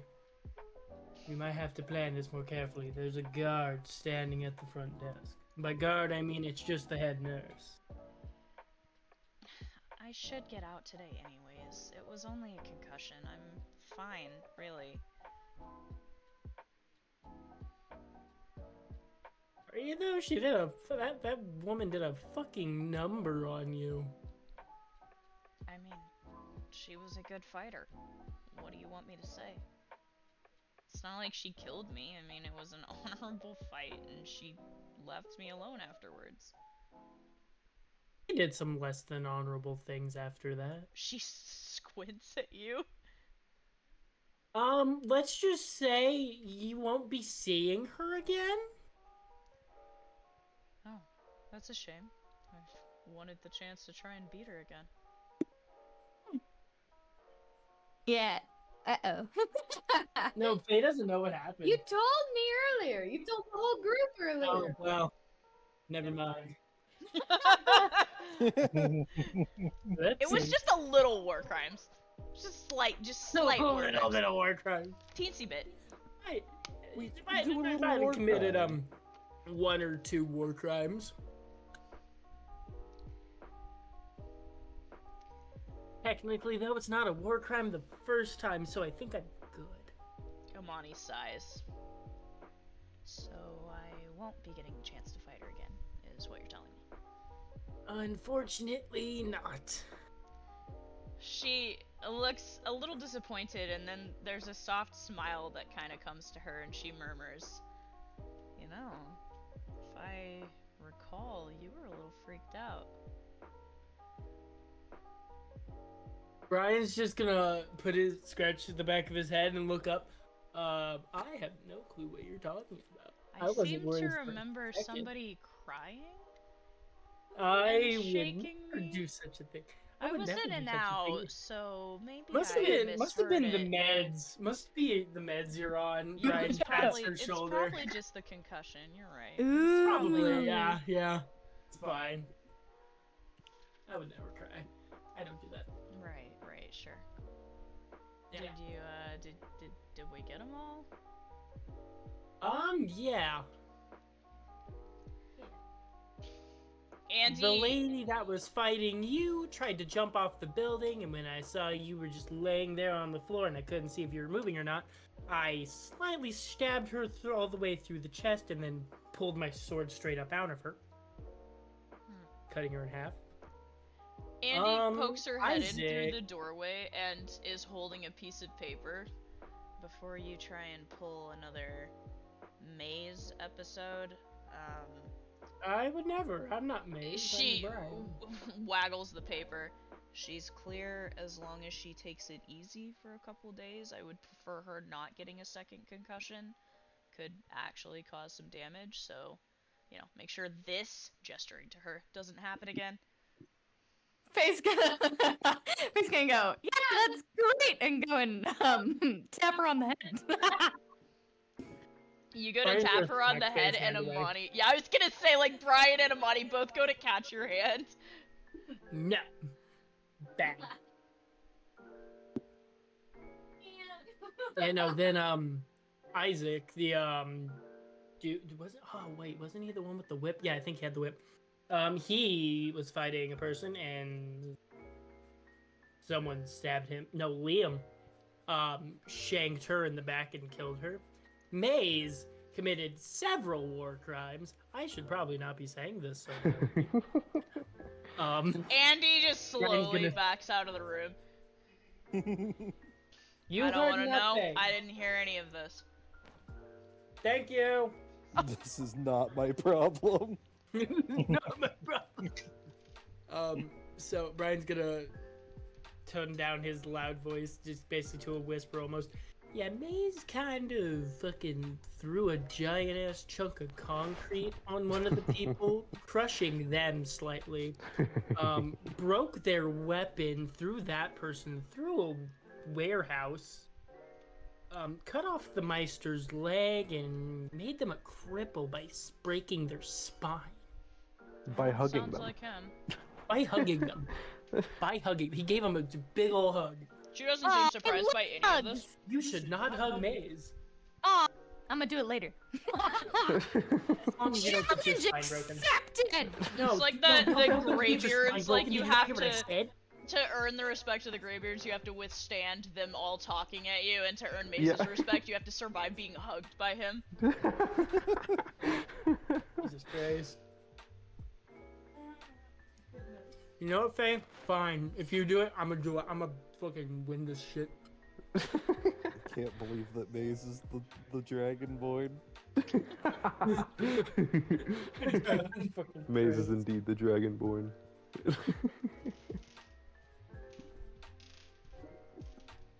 But yeah, no, I think that about to cover it.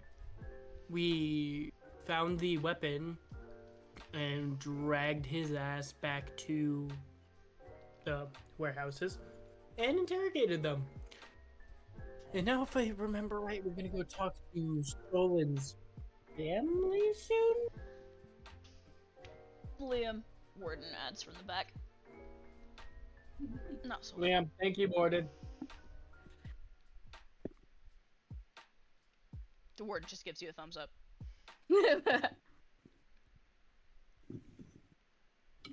I told him he has daddy issues. And we found out he has both daddy and mommy issues. It was kind of impressive, honestly. To be fair, he, you know, has both. Yeah. No, I'm aware. Yeah. I mean, it makes sense, but it's like, ooh. Yeah, no, anyways, you ready to get out of here? God, yes, she says, and pushes herself up off of the bed. Oh, I will have to warn you, it is raining like shit outside. It is bad weather. Awful. Well, you know, This the plus squeeze side, it. the plus side about rain here is that the ground stays still. This is true.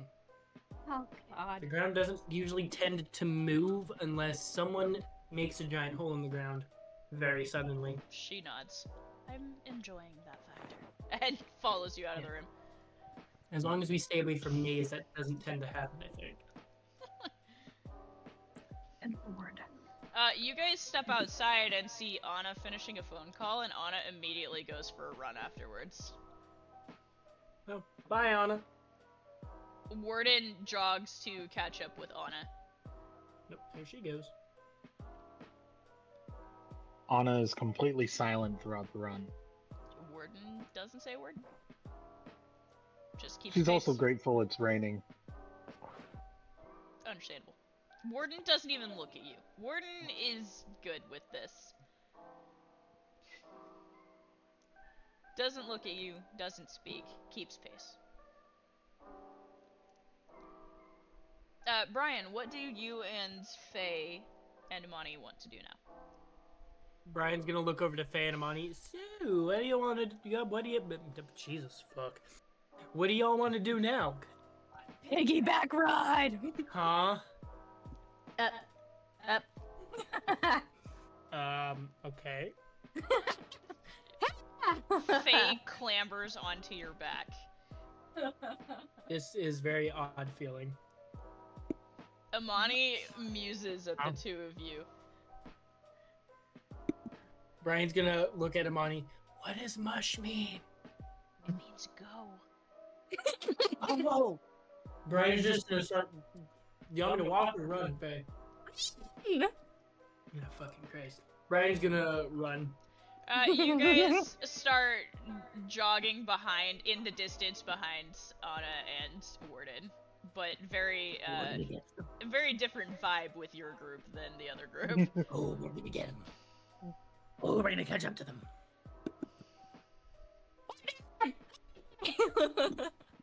God. Pridwin, you... Do I have to make a speed check for this? No, I won't make you make a speed check. Yippee!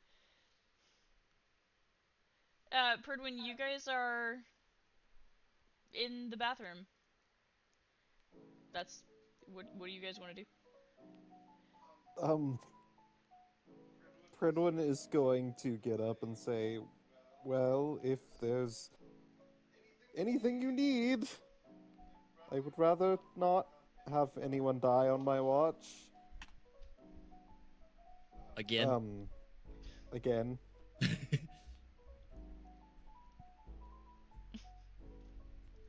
Viviana waves him off. Oh, right, but if you need anything, please come get me. I'll be elsewhere. You make your way out of the room, and glancing around, seeing that the hallways are empty, you make your way back, grabbing your badge, and enter into the secret wing through the very heavily locked double set of doors.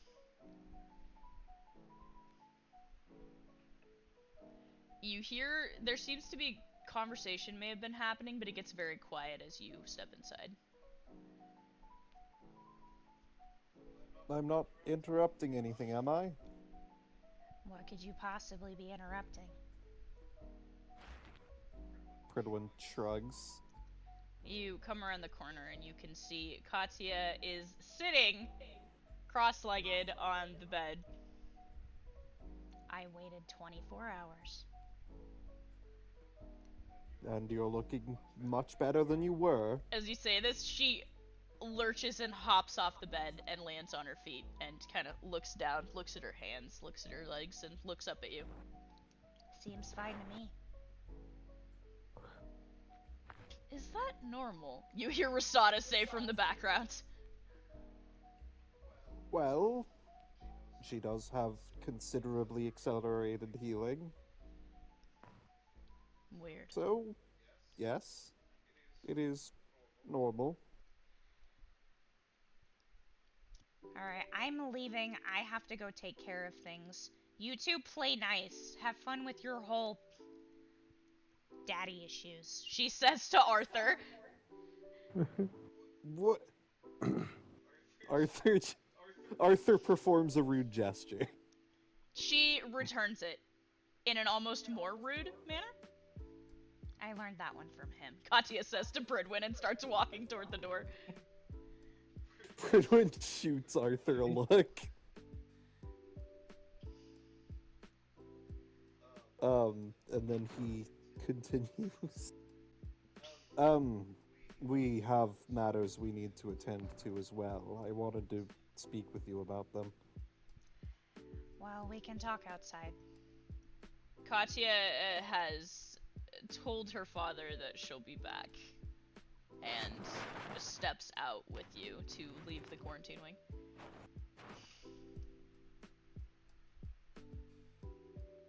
So? You guys start walking toward the exit. So, we have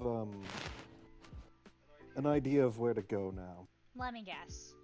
You guys went and found the staging area that all this, started at, and probably killed a lot of people and did some really sketchy things to find that information out. That would be an accurate summation. Ask me how surprised I am. she says, following you into the basic quarantine area. How surprised are you? Not a damn bit. Pridwood nods. Well, we found the staging area. We raided it. Well, they did while I was operating on you.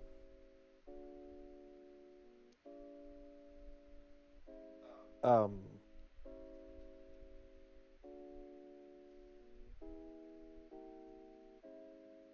we believe we know what we're looking for now. We know what they're looking for. You have made it to the regular medical wing by this point in the conversation. Okay. They're after Liam, right? Or Liam's brother.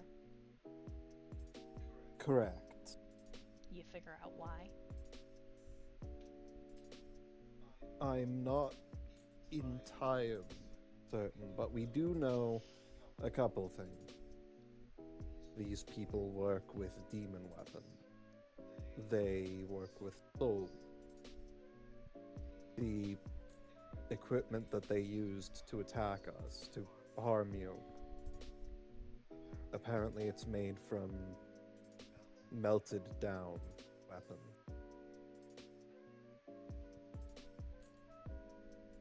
We have two possible options for how they were able to do so. Either they have a demon who can produce hellfire, or they have access to a hellfire forge. Neither is good. I have my suspicions. Oh? Ask me, it's probably a demon. Demons like to make deals, right? Government does too. Wouldn't be surprised if they've made plenty. It was my suspicion. After all, as far as I'm aware, there's only one readily accessible forge. It's entirely possible there's more, but honestly, all of this seems more like a demon's work. Would have to be a really powerful demon. Or one with hellfire abilities, anyways.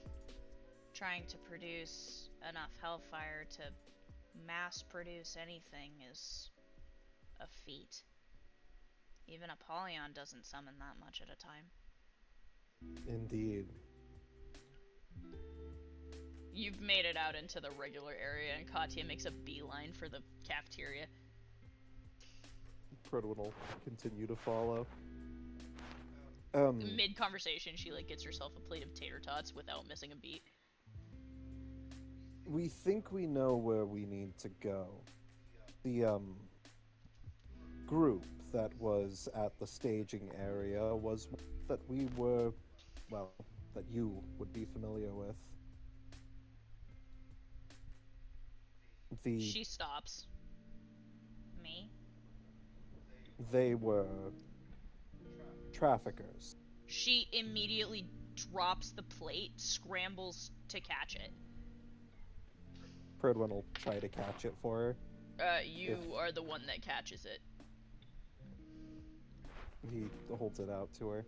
You see her hand is kind of slack in the air, her fingers twitching and trembling.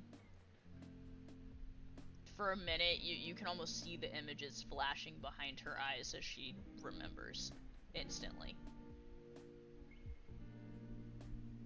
They were dealt with.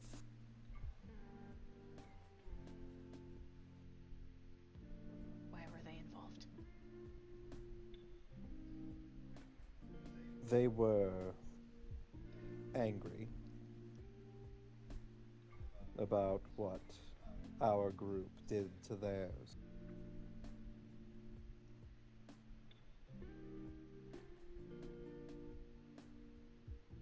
It was understandable, however, well, they were the ones trafficking innocent people. They brought it on themselves.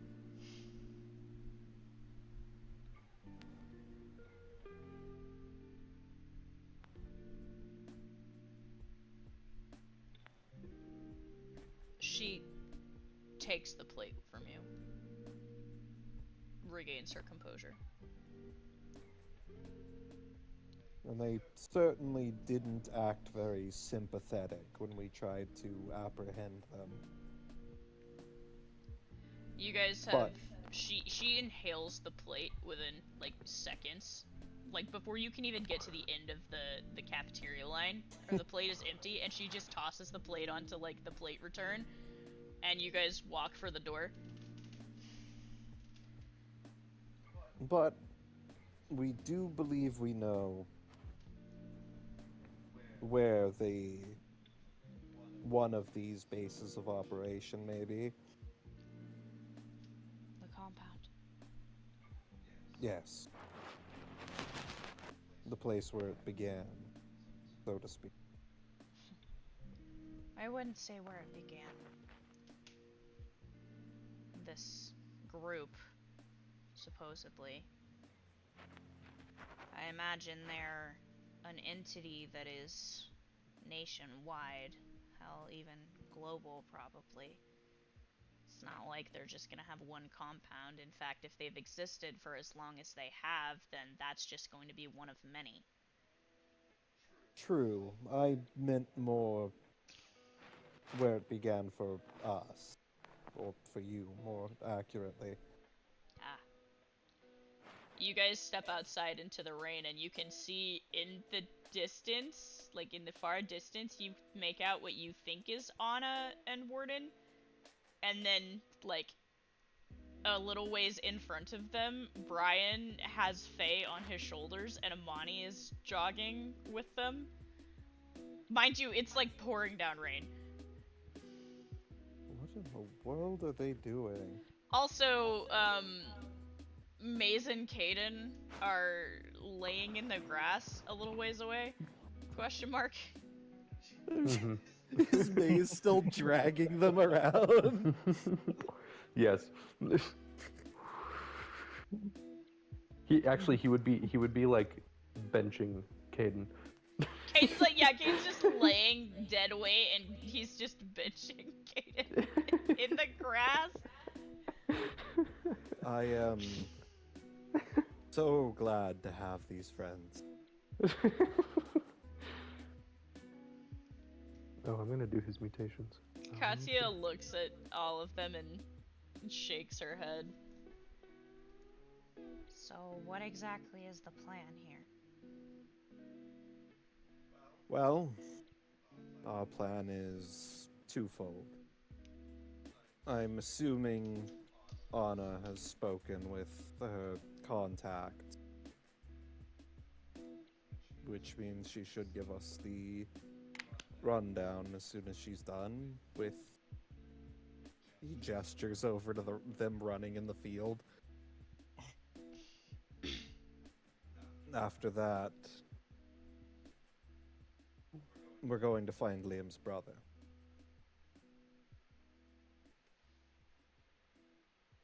They want him, and we can't let them have him.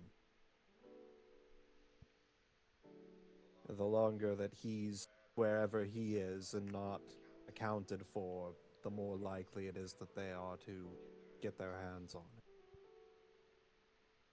And I fear that if they do, then the equipment that they have might become a whole lot more dangerous.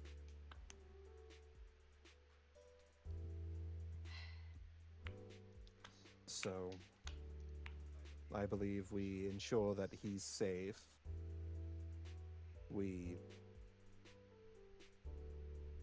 And after that, we prepare for war.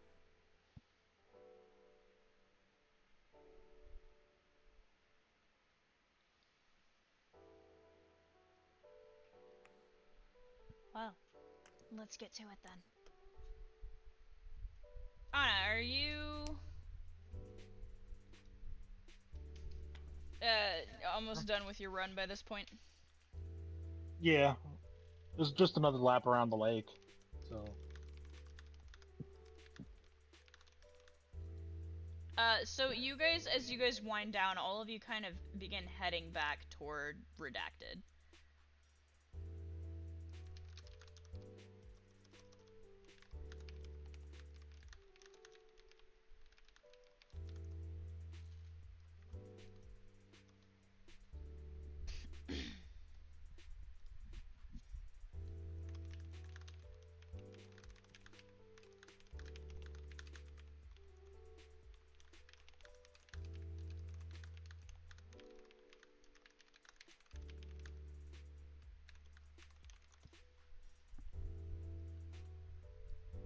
So yeah, anyway, sorry. You guys all head back to the cabin and regroup.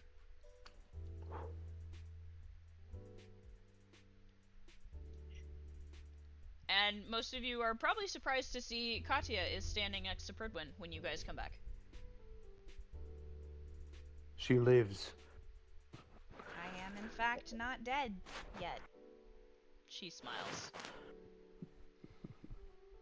Good. Anna I was is- going to let you die just yet. Just Anna is yet. looking her over, poking and prodding, going, "Is everything all right? Can you at least move properly?" Watch That was a this. pretty Katya nasty. says, and she bends backwards, does like a complete back arch, and then moves to do a handstand, and then flips over, continuing, and lands back on her feet. And it didn't even hurt. You had a spinal injury. I know, pretty weird, right? Anna looking at Pridwin horrified. Pridwin just slowly shrugs.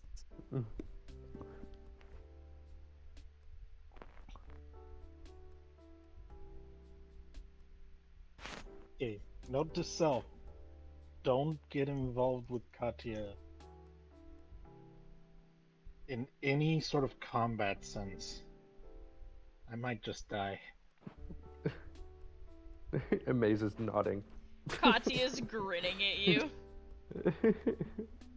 Be I afraid. will get involved. Be very afraid. So, did you guys learn anything? Cody asks from the kitchen where she's leaning against the island. You're unmuted. Indeed we did. They've apparently had that technology for almost a decade where they were able to resonance dampen. The soul bullets are new.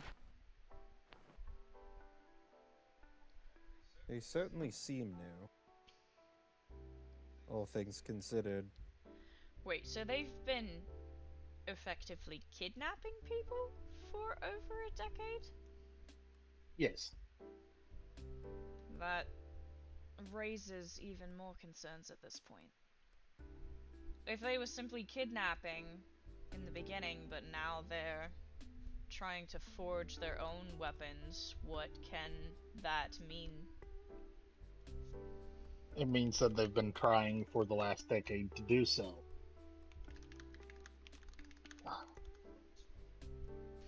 Or it means But it they also didn't means get that- what they wanted.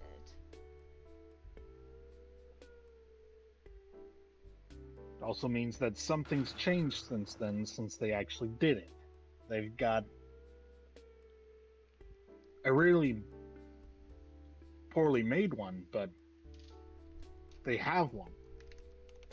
Or had one.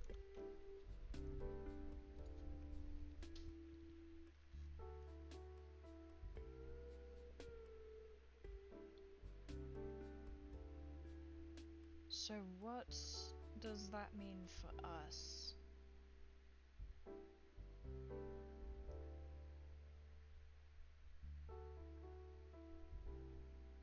Well, we're certainly going to be far from invincible when we try and deal with them.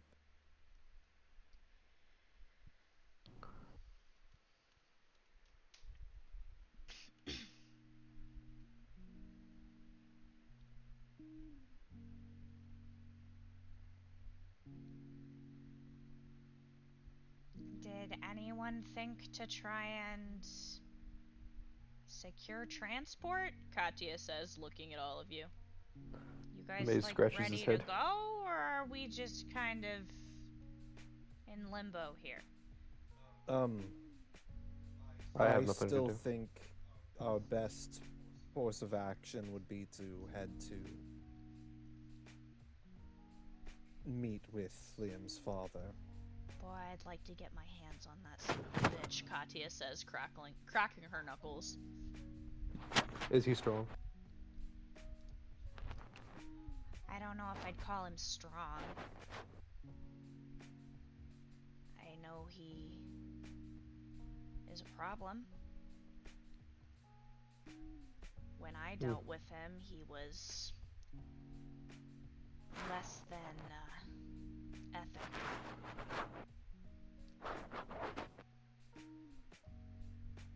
Being in He his has presence is like walking into a freezer.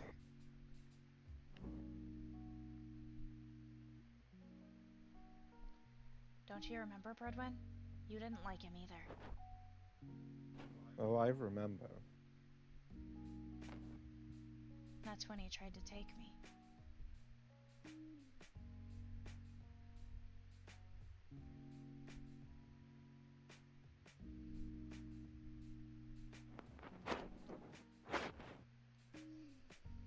We're going to need to be careful with him, especially considering we can't kill him. We can't. That's what Liam said. You'll notice that Liam is not here.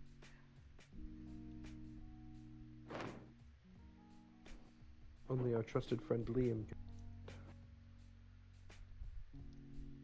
And I suppose at the very least we can subdue him if he decides to be a problem, but it is Liam who insisted he have the final blow. And I don't blame him for that. I'm not so much worried about him being a threat. It's his hired help that concerns me.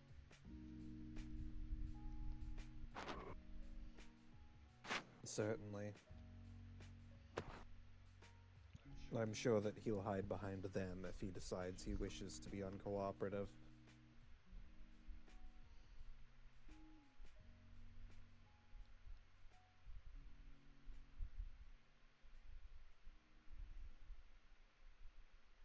And, of course, there's the matter that he is technically a member of the Academy, which means it would not look good if we decided to instigate. Maybe we don't instigate. Maybe we just deal the final blow. Precisely.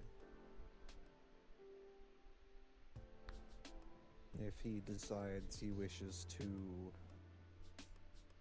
fight us instead of assisting us, then, well, it's simply a matter of self-defense.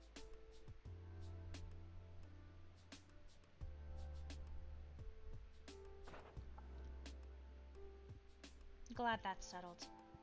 Now, can we figure out transport? I mean, where is Liam? What's going on here? I'm not sure where Liam went. Fredwin's going to... Actually, is Minerva here? Nope. Yeah, Predwin's going to message the group chat and ask where they are. You message the group chat and you get a response. Well, it didn't look like anybody else was going to secure transport, so... ... Predwin will just type back, fair enough.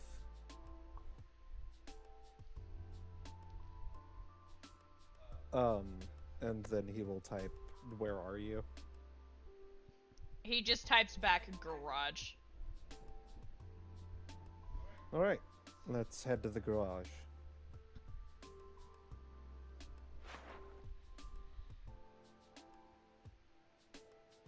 I guess grab your things. We, don't know what kind of event this is gonna be, Lunala says.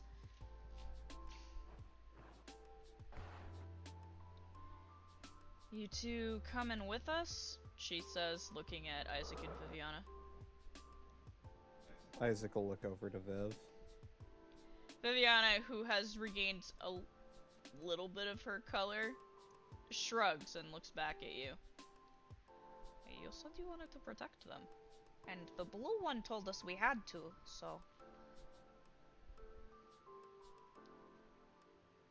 This is true. I think perhaps it is best if we remain here to ensure that they don't decide to come back.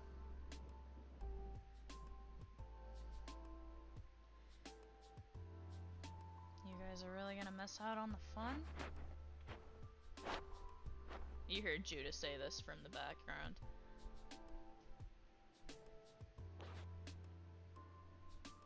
Oh. Oh?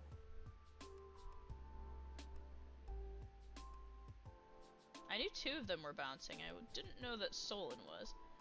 Yeah. Oh, damn.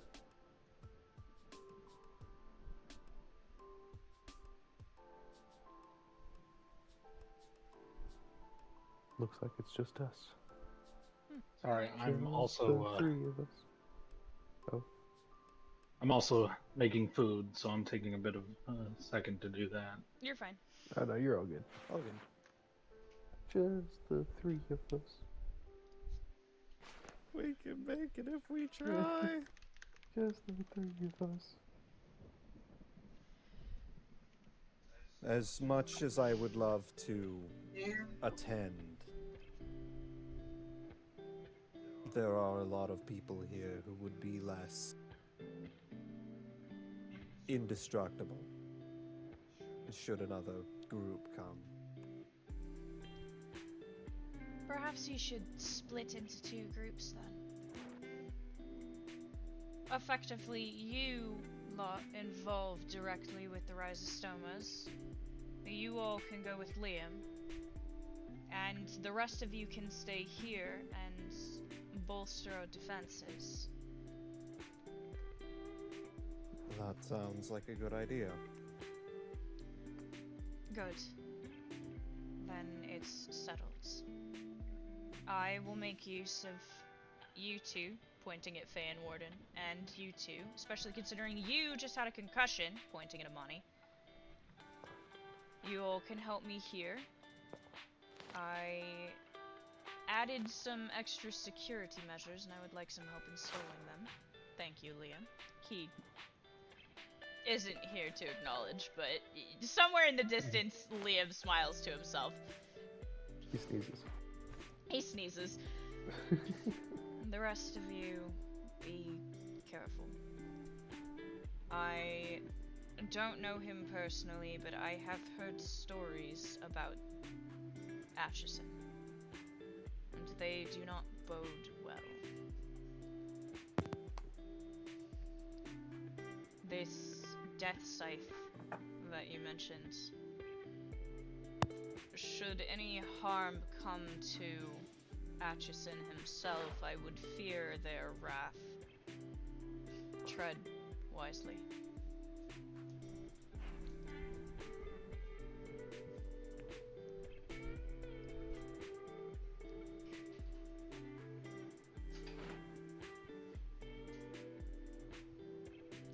Well, I suppose we can get going then. Is there anything any of you guys want to do before you leave?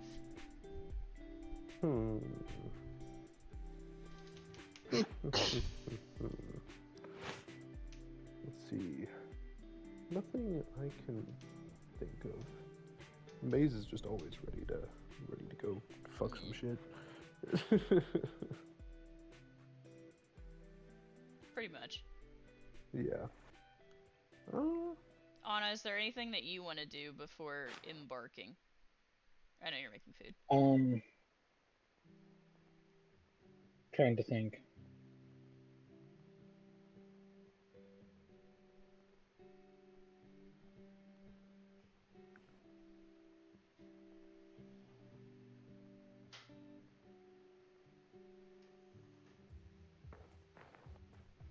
I think,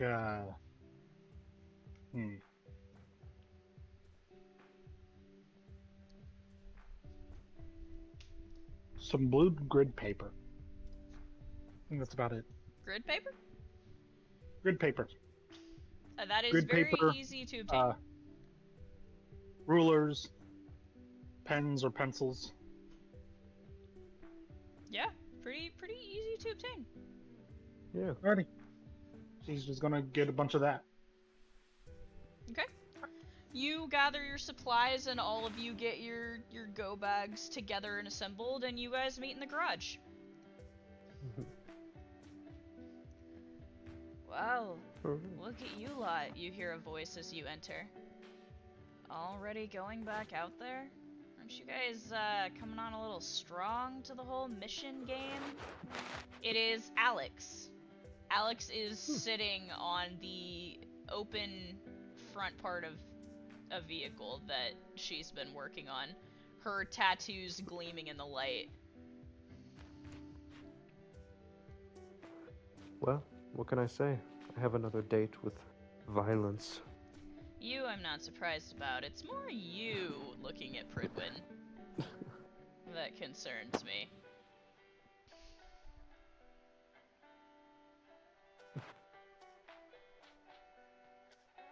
Pridwin has inexplicably gone mute. Sorry, I'm back. There you go. What's happening? You guys entered the garage and Alex is teasing you. Oh? You know, when Liam said that you guys needed a ride, I kind of thought he was joking. Now that he's in here pestering me for the last hour, I can see that he was not. She acknowledges Liam, who is leaned against the car watching her work. He looks up at the rest of you. We have some, important business. Isn't it always? She says, tossing the wrench onto a shelf next to her. True. You never go anywhere fun.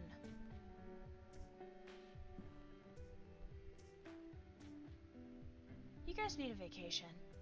She grabs a set of keys and slams the hood shut. Wait, this isn't a vacation?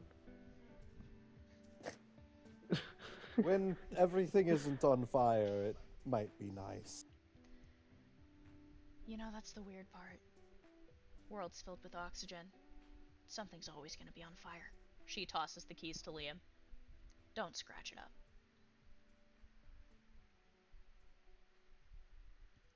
Liam twirls the keys into his palm and looks at the rest of you.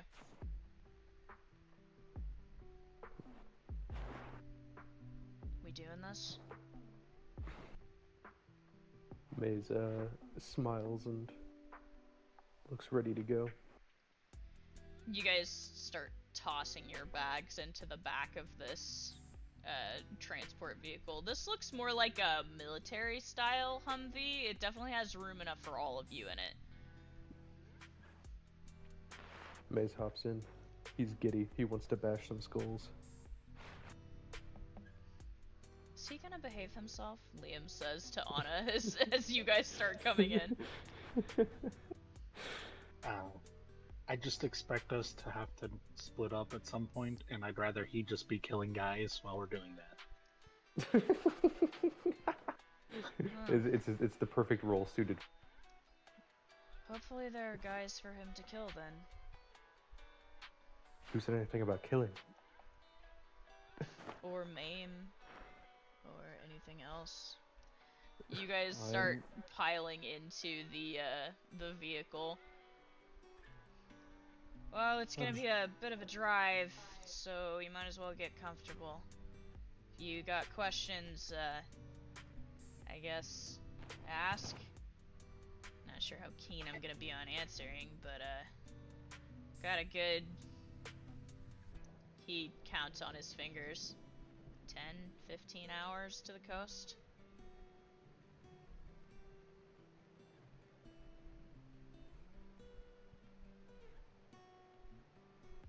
Well, I'm not sure about questions at the moment. I suppose, what should we expect? I told you I don't know. I haven't been home in almost a decade.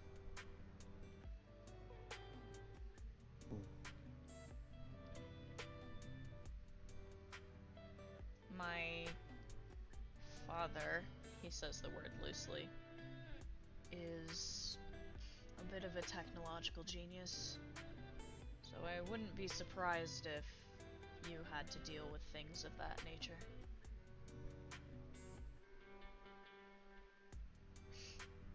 You don't think he's going to try and unleash machines on us? Liam shrugs. Wouldn't be able to say. I put him in his place once. After that, I didn't stand a chance.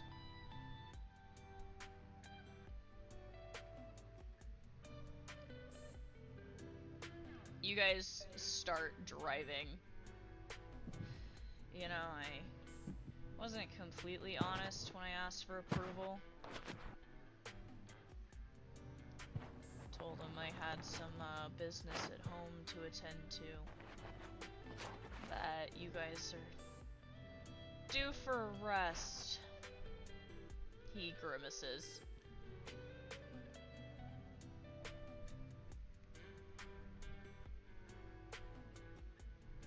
So, secret mission? Secret mission, he says under his breath as he kicks it up. I've always wanted to do one of those. I mean, how many of our missions are public knowledge to begin with? Yeah, but you know how the Academy is about their star ratings and approval. True.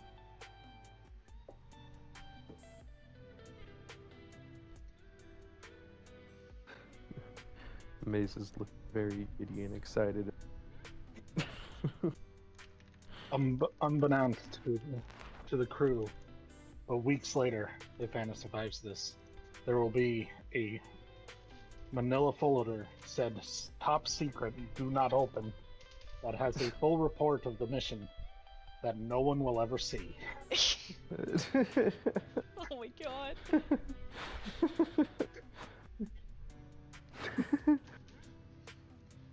So, you guys have a time a ways on this drive as you guys are making your way towards supposedly a coastline. What is there anything you guys want to talk about or do on the ride? So, Liam, we've been acquainted for a bit. What, other than we know, is your father like? He sighs. You're asking me to tell you about somebody that I barely know. Point taken. He is obsessive, egotistical, stubborn, hard-headed. He can be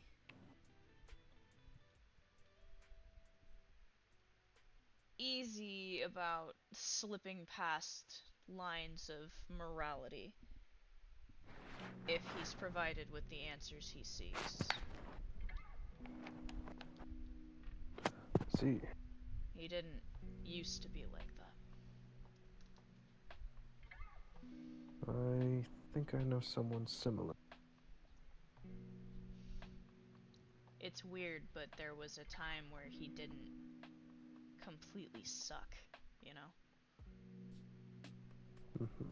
Like, the memories are vague, and sometimes they're so vague that I can't help but feel like maybe I just dreamed them up. But I have flashes where I can remember him actually smiling when Mom was still alive. So he changed.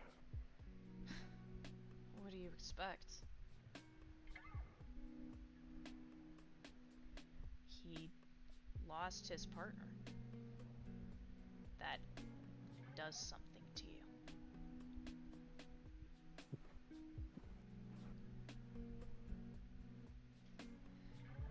father doesn't handle emotions well. She balanced him out, but when she wasn't around anymore, he couldn't deal with emotions. And unfortunately for us, that was all that we had at the time. Me and Fuse.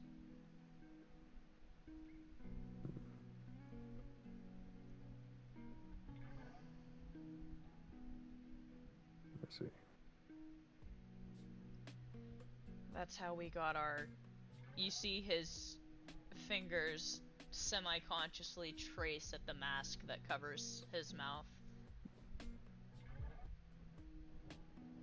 You don't have to explain if it's uncomfortable for you.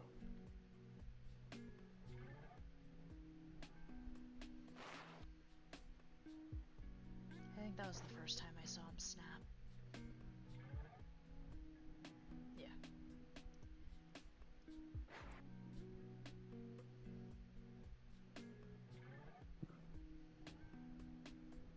When was the last time you saw your brother? What's he like? He was so little when I left. I think I was 10, 12, maybe. It's hard to remember. I was supposed to get him out, but Dad hired help to make sure that what happened the first time didn't happen the second. I didn't really have a choice. I had to leave. Left him there. Worst mistake of my life. Don't blame yourself. We all make choices, difficult ones, that are required for our own survival. Appreciate the sentiment, but I'm still gonna blame myself for it.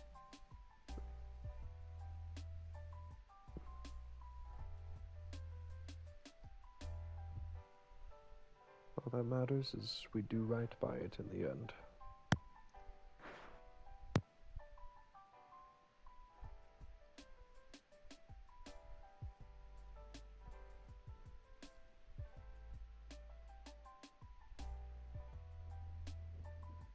Pridwin, were you gonna say something? You're just clicking your mic. Oh no, my microphone was being weird. Yeah.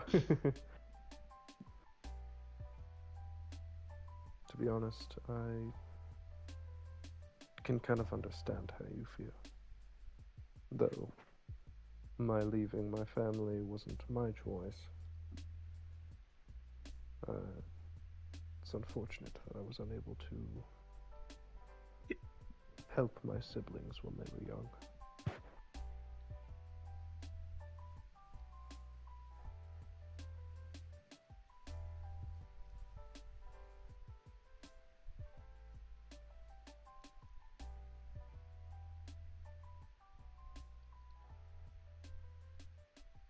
Katya, who is sitting shotgun, reaches over and just places a hand on Liam's arm for a second. He tenses and then relaxes again.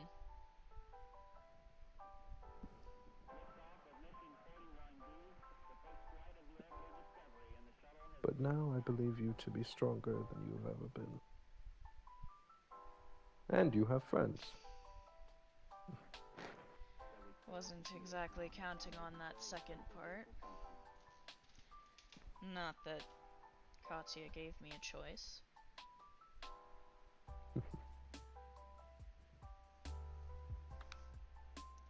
Minerva looks over at you, Pridwin. She's looking between you and your wife and you. It's back and forth. Everyone looks over quizzically. She's just squinting, studying you two. Is everything alright?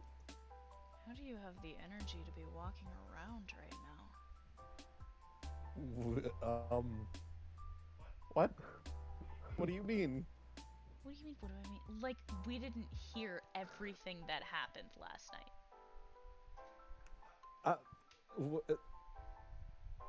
The soundproofing only goes so far.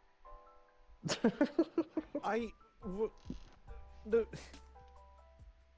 I had to Was this before or silence it. after I cut Wait, open his? Was this before or after I cut open his intestines? While they This were was eating. after. This was after.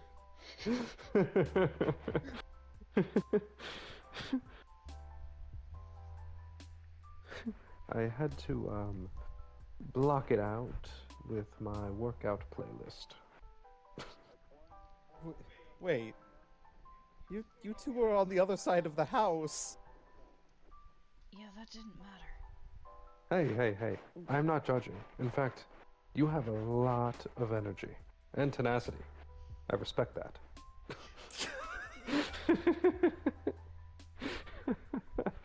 I do not want to have this conversation.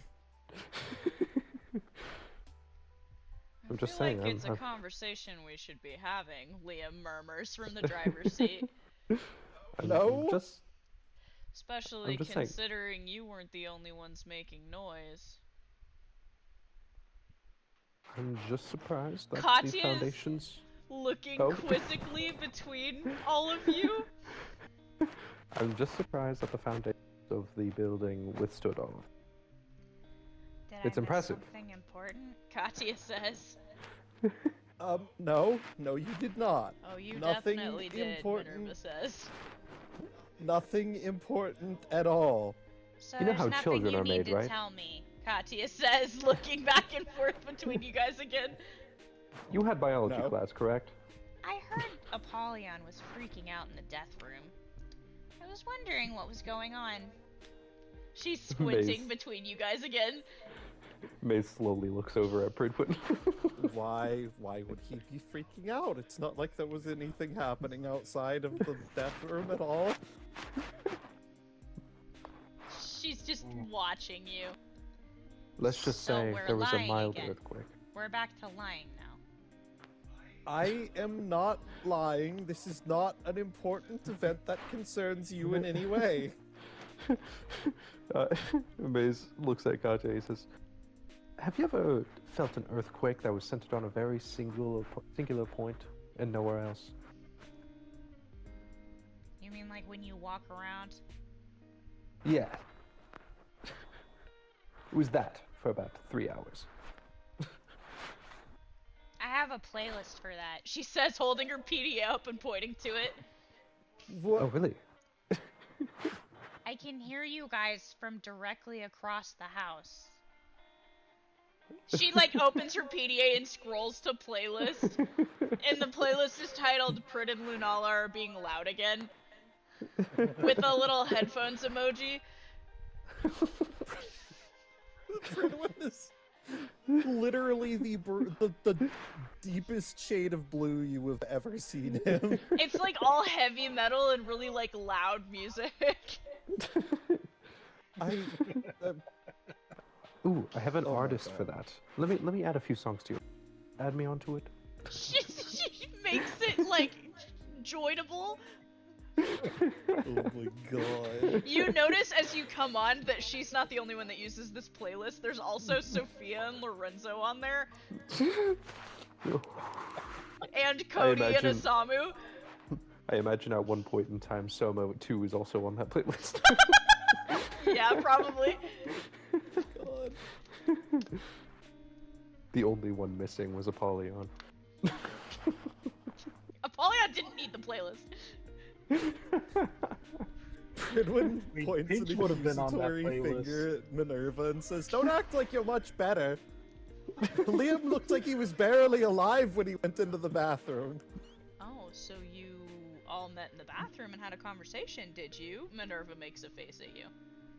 I saw him. Uh-huh. Maze scoots over to Katya and he says, "They're all freaks." This isn't isn't new information. She says. To me, it is.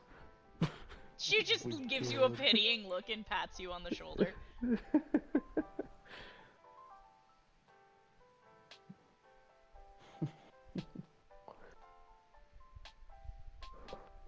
I must say, not many people can go that long.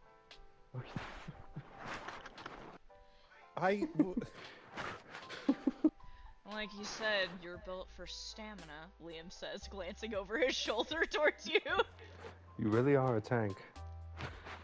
Oh my god. I just want to know if it worked or not, Minerva says under her breath. Though it is a little soon to tell. Ooh. Katya squinting back and forth between you again. Pridwin is his hands are over his face right now. Just You know, like when- blue sparks coming off of it. You know, when my mother was pregnant with my brother, I did hear the midwives talking. It's a trick to tell if it did. Oh, Minerva says, looking at you. From what I heard, you place a frog upon the belly, and if it dies, then they're pregnant. Minerva squints at you. Lunala says, I am not letting a frog touch me. I'll find a frog. I will kill you. You'll have to kill me about 10 times before I get the frog. Pridwin, Lunala says, looking at you. I really don't think that's going to be necessary.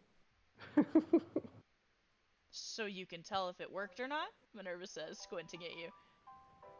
No, I don't know how. You're a doctor! You hear Judah say from the side. I'm a surgeon. I know how to put people back surgeon. together. I am a surgeon. Yeah, but you've delivered babies before. I know You how must to know how this deliver works. them. I don't know how to. I mean, I know the machinery that you can use. I know how to check in a medical setting, but I don't know any of this weird frog stuff.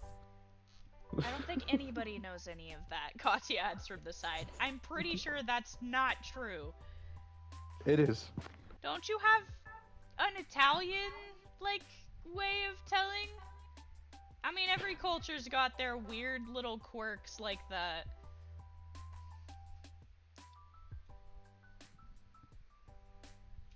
How did your mom know? Or did she just know?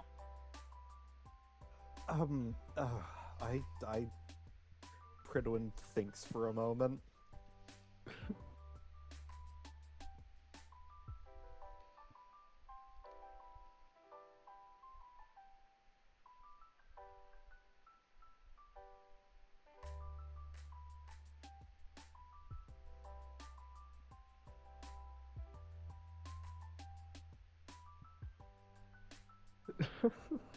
Yeah? I mean, He's drawing blanks.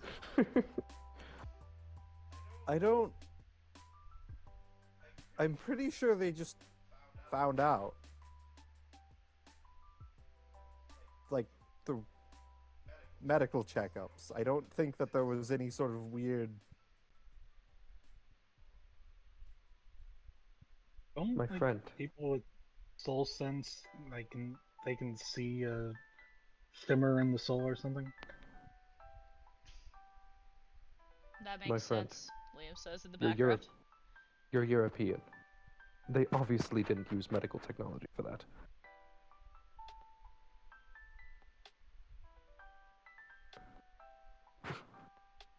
Anna's barely been paying attention, checking her phone every now and then.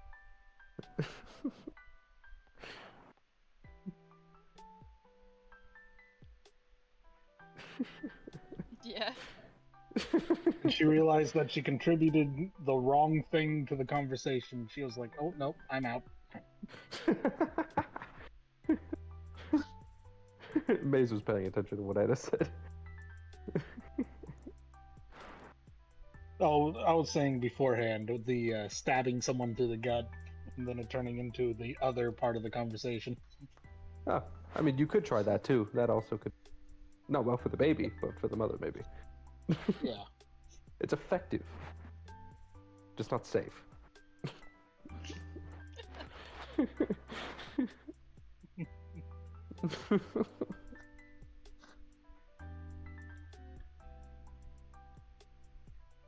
Well, I guess we're going to have to wait and see if it does work. I'll find a frog. I mean, I do know that the women of our family typically have overwhelming craving for raw fish. I think that's probably the only sign, though. He looks over at Lunala. Are you craving fish right now? I mean, I'm craving fish always. What do you mean? He I mean, looks over Like at the Fridwin. staple of my diet. Specifically, the members of our family who are blue, our blue. He's looking between you two. Uh-huh. I And was remember giving Mother that- used to go out with a spear and skewer fish when she was going to have the twins. Do you have the overwhelming urge to skewer a fish? No? We will wait then.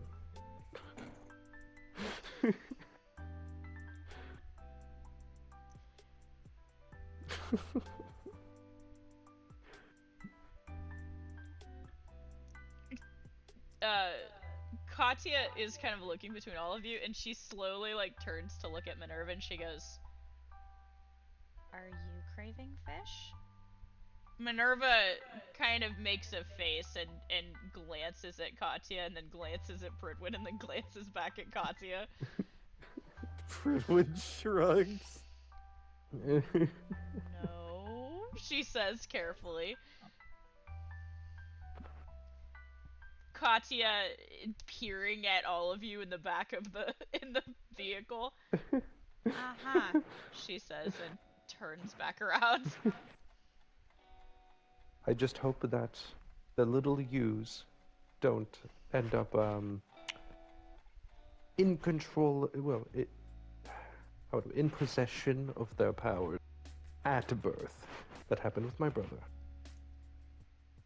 Lunala gets a horrified look on her face.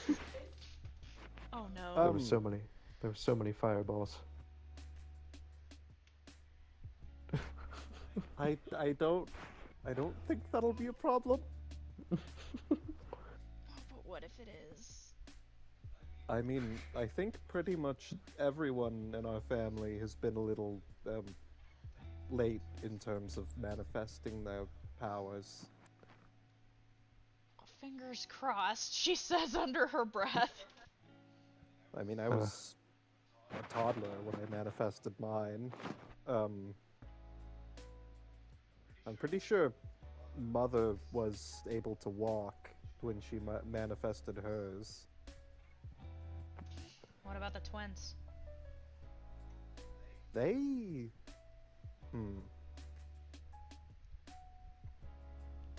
They were about...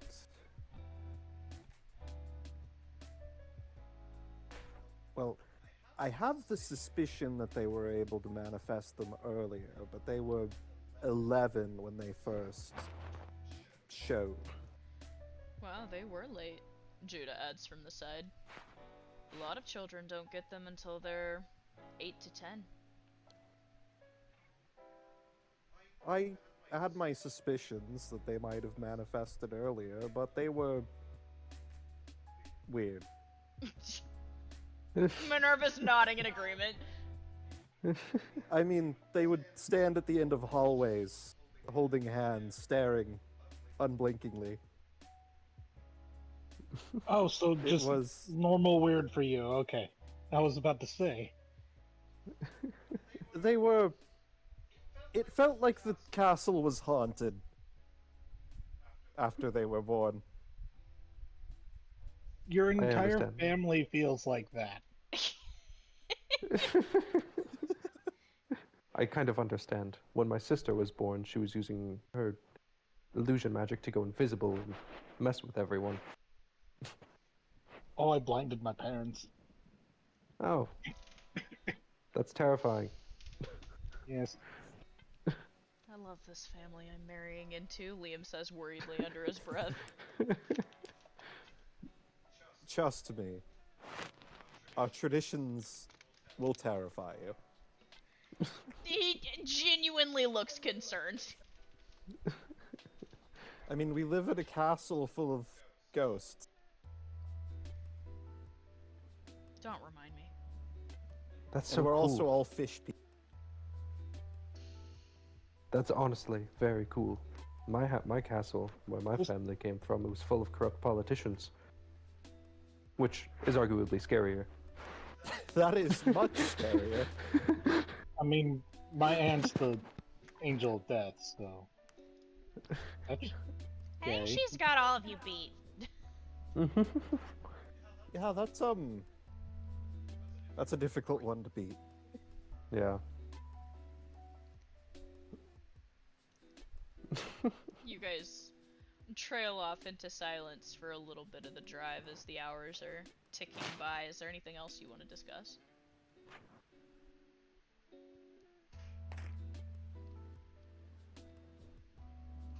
I don't Not think that I so. can think of. You guys Not really. pass the time stopping every once in a while to get out, stretch your legs, eat for a little bit. By the time Liam, you guys pull into, you're on a coastline, rocky, craggy shoreline, somewhere in the northwest. Liam is exhausted. You guys pull in and he just rests his head on the steering wheel. The dark circles under his eyes are worse than they were to begin with. But you find yourselves in front of a rather beautiful little estate.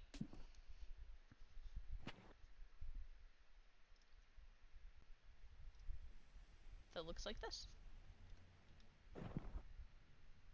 Oh, that's cute. I wonder what horrors are hiding behind the door.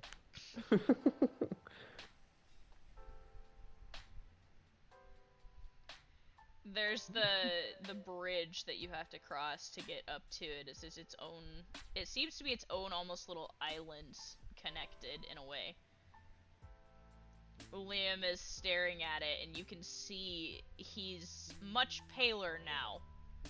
And for the last couple of hours leading up to your arrival, he seemed to be getting worse and worse. Predwin will put a hand on his shoulder. I don't know if I can do this. We'll be here. Right beside you. Well, he rubs at the back of his neck. Welcome to, the estate.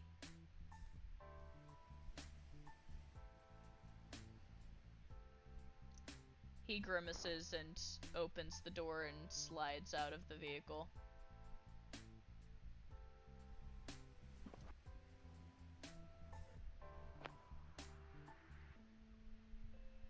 Hopefully there's Maybe- something. Follow. Maybe it would be best if I'm not the one that's at the front of the group. Place me in front. I'm expendable. I didn't mean it like that, Liam says with concern. Mace steps into the front. You've Liam already gives given you him a the idea. pleading There's look. no way we're stopping. Liam Don't giving the worry, pleading I look can to die. literally anybody else in the group. I suppose I could take point if that would be preferable. Oh.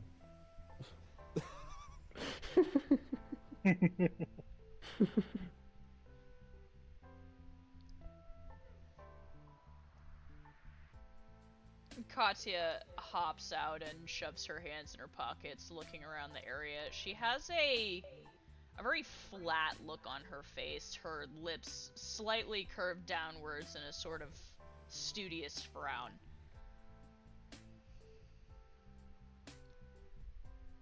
To be clear, Anna's in costume at this point. Oh yeah. So she's sort of staying back to avoid comments on that first thing. Judah is resting her arms like on your shoulders, leaning on you.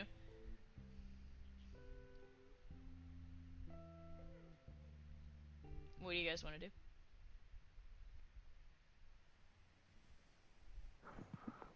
Prone will look to everyone and see if they're ready. Maze is more than ready. Liam looks about the furthest from ready that you can be. Is he? Anna and Judah in tandem sort of gesture to first. Leaders go first. Gesturing towards the door. All right. Fredwin will begin heading towards the door. Minerva grabs Liam's hand, gives it an encouraging pat before following. You all start approaching the door, Liam in the very back, Katya next to him. Katya still has a concerned look on her face, and you approach the door. To this very cute, small-looking cottage. Pridwin, it feels good for you out here. Like, the sea air, it just does something for you. The sounds of the waves, this eerie fog has set in so you can't see very far. Well, this is certainly homey. Me and Fuse used to dive off the edge into the water, climb our way back up.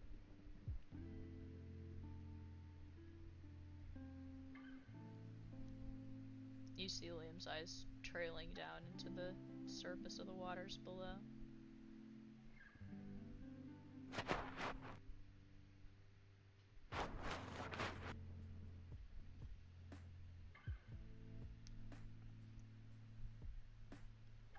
You raise your hand to knock on the door. The door opens. Oh. You are greeted by this person.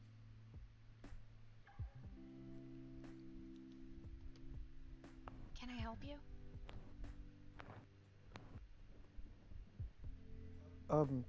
Hello. Yes. I needed to speak with. She pushes her glasses up. Oh, you're Academy students. Are you the students we've sent for? It's about time you've got here. Dr. Atchison does not like delays. She quickly steps aside, pulling the door open, and ushers you inside. Fredwin will look to the group and then shrug. Maze puts a thumbs up and begins to start walking. The rest of the group shrugging as well. Liam pulls his hood up and lowers his head a bit and follows you guys inside. Now, we are accustomed to travel time, of course, but these delays have really kept production down. We have vital work that we need to do, and we expect you guys to take care of this problem in a timely fashion. What needs to be done? She stops and slowly looks at you. Were you not provided with a briefing? Not She me. squints suspiciously. They provided to him. I'm He going to need points to to see some Liam. credentials. You've stepped inside of a very cute small cottage. I mean, it appears to be a couple bedrooms. The inside of it's all stone as well. And beautiful. Very cute. All of the windows overlook the seas. It's a very homey vibe. Like, Pridwin, you would find yourself very happy living in a place like this. Yeah. Fredwin will grab both his medical identification and his academy badge. She peers at them closely, looking them over, and seemingly satisfied, straightens back up. Very well. There has been a breach in the laboratory, and an entire section, a whole wing, has been closed off, and until that breach is taken care of, we are not going to be able to access any of the data in there.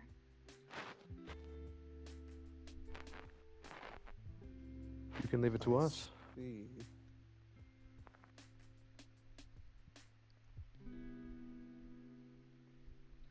Certainly. Good. Now, she glances over the group.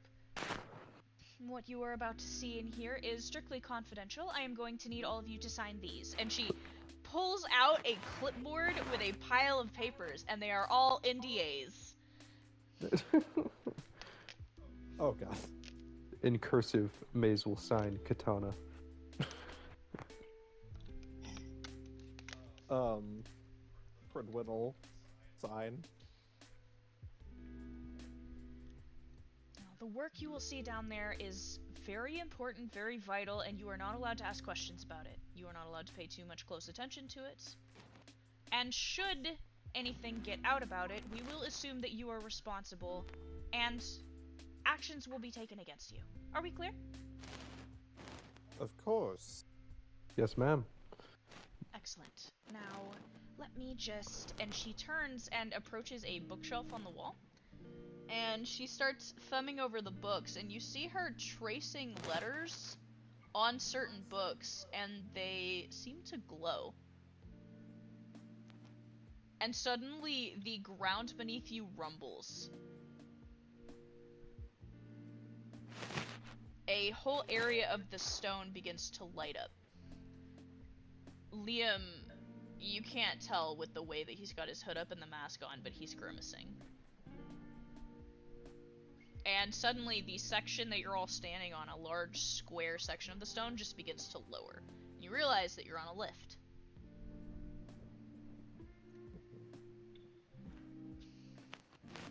Oh.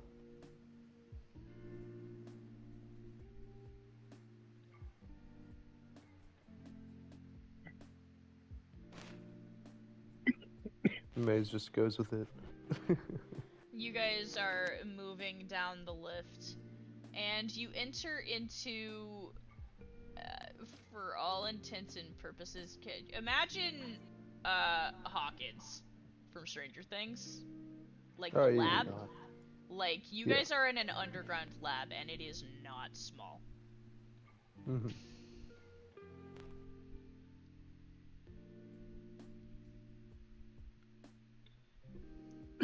This is certainly an impressive laboratory you have. It really is. As you're stepping into it, I mean, any scientist would feel at home here. It is very technologically advanced. You're in like a long section of hallways, and all of the doors have very complex looking technological locks on them. And like, as you pass by, you're not entirely sure how each of them open. There appear to be goings-on inside, but the windows are kind of frosted in a way that you can't really observe what's happening. Not too much. You can get a sense. You can see people in white coats working. Occasionally you pass by people in the hallways that are armed with strange-looking weaponry. They give you careful looks as you pass them by. The woman leads you down a corridor and towards a door at the end of the hall, and you can see that there are red flashing lights on either side of the door, and there is a lock symbol that is kind of superimposed over the door in an almost like hologram manner. She stops and clears her throat and holds her hands behind her back, looking at the rest of you. I take it you won't be needing any further assistance? I believe we can figure it out. Yes, I believe we can take it from here. Right, once you've dealt with the creature, do notify me over the intercom and I will come and let you out. You understand I'll have to lock the door after you enter. We can't have any more of a breach occur than we already have. Of course.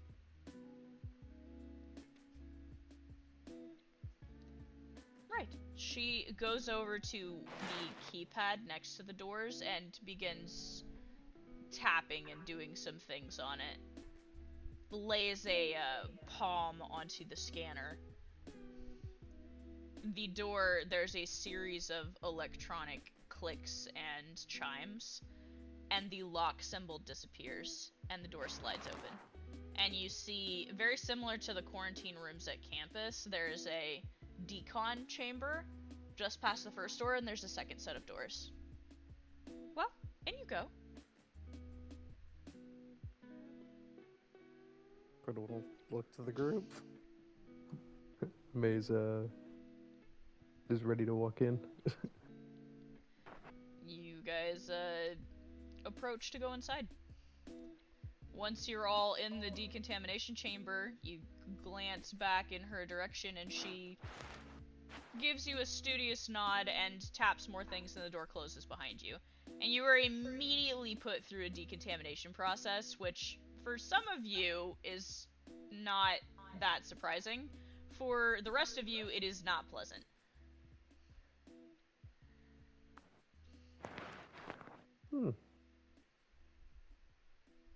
Once it is done, the door inside unlocks, and you enter into this area.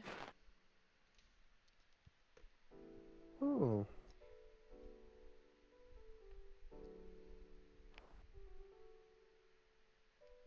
Is that a bunch of viscera? Mm-hmm. I do enjoy a little bit of viscera. The area that you have entered, so that's like the first floor. The area you've entered is on the second floor. And you're kind of in a balcony that goes around and looks down on this entire area.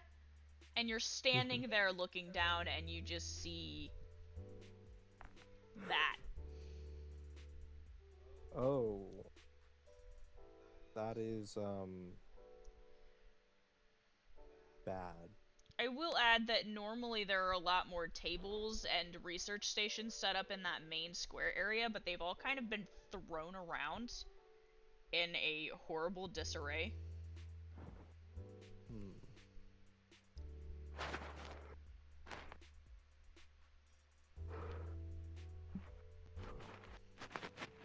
Well, monster isn't going to hunt itself. Maybe we should stop and consider what this monster might be? That would be wise.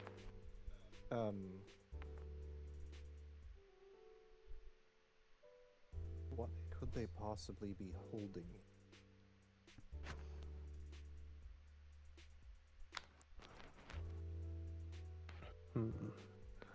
Well, from context clues, I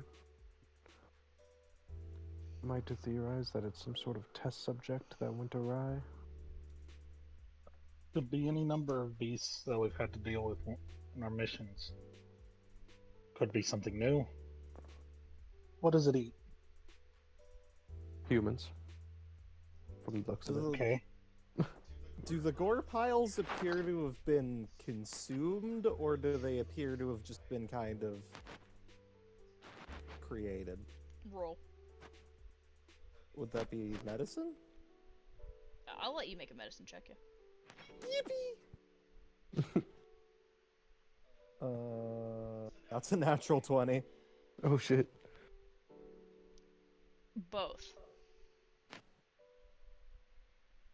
You get the sense that they are both. Not only do you have the viscera from things that have been eaten, but you also see other things that have been killed. And with a natural 20, you also notice something interesting. There appear to be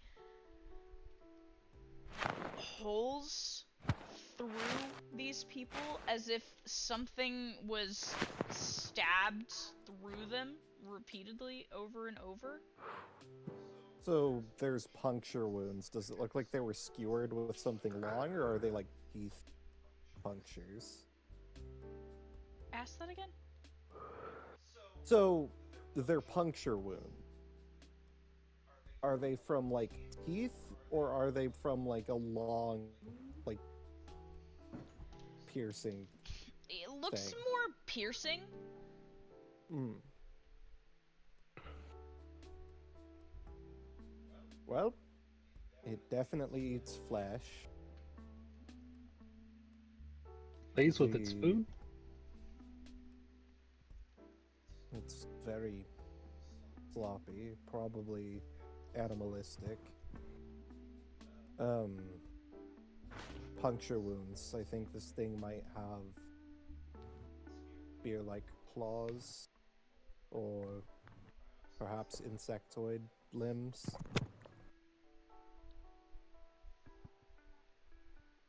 Hard to say for sure, but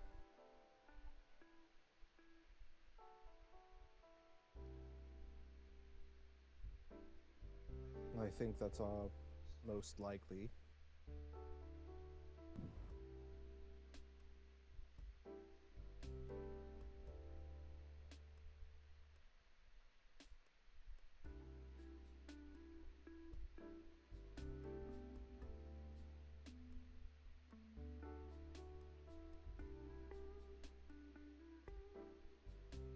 Um, does there appear to be any sort of like trail or I mean, no. It's all over the place. Hmm. whatever it is? It's probably resting. Or waiting. Indeed.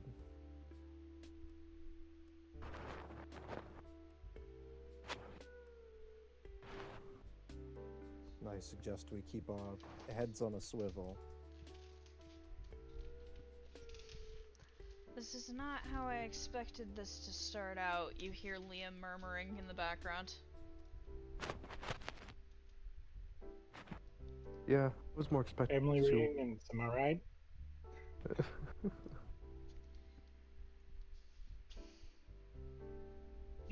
So, what do you guys want to do? Not die. Yeah. Well, I suppose we can, go down and search for it.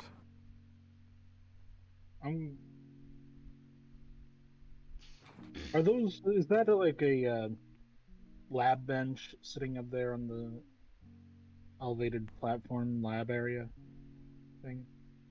It is a, like an exam experiment table. Okay. Would that mean that those are desks with like chemicals and whatnot? It's like a whole lab. Okay. I'm gonna search over there. Look at what they used. So you guys are going down to the main floor. Yes. Yes. Okay. You guys go to the stairs and start to head down. And as you make your way down to the main floor, down the stairs and out, stepping over the different body parts in the area, you sense movement from somewhere on the opposite side.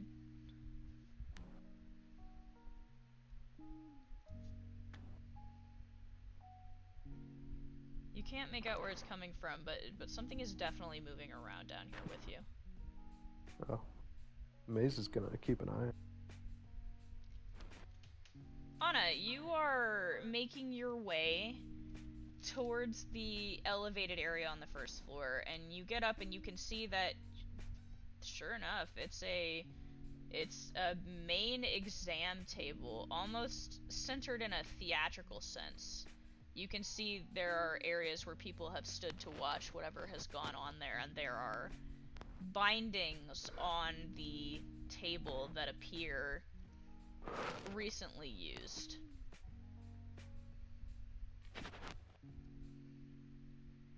Hmm.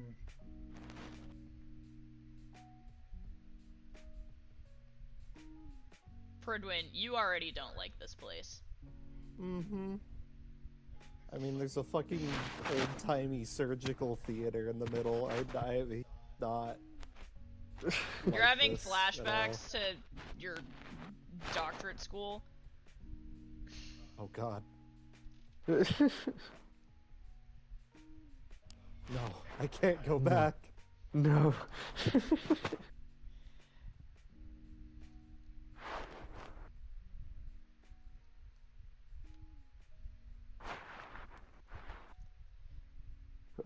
Maze is gonna approach the direction of where the movement is.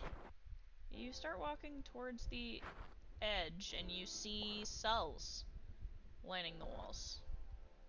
Cells where things were being held. He's gonna look inside them. You look inside and you see more viscera and what looks to be mechanical parts and tech throughout the viscera. Cybernetics, perhaps? Something like that. Are we seeing, like, cyborgs here? You hear a growling coming from the darkness near the end of the hall where the cells are. Oh dear. Maze approaches.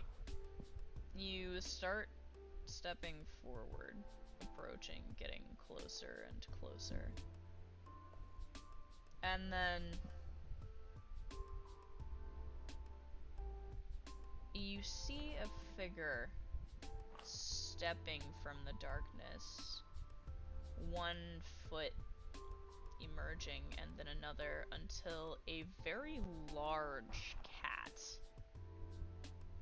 slinks forward, its paws covered in blood, and you can see beneath many tears in the skin what appears to be cybernetics whirring and working. There's As the cat looks at you, it seems to glitch, its body twitching violently, and it takes another step, a low growl emerging once again, sounding tinny near the end. And you realize this cat is not a small cat. It actually stands about 4 feet tall. Its ears flatten against its head as its mouth opens, and you see long fangs with a metallic glint to them. It hisses at you angrily.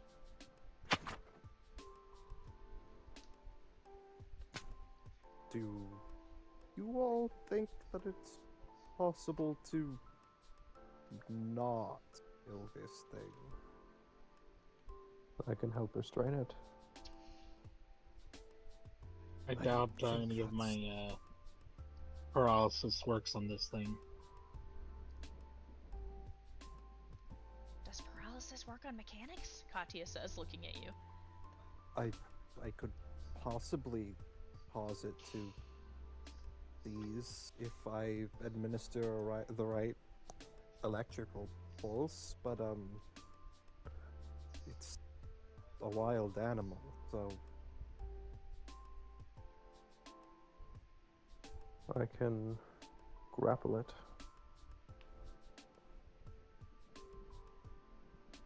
are there functional containment cells here?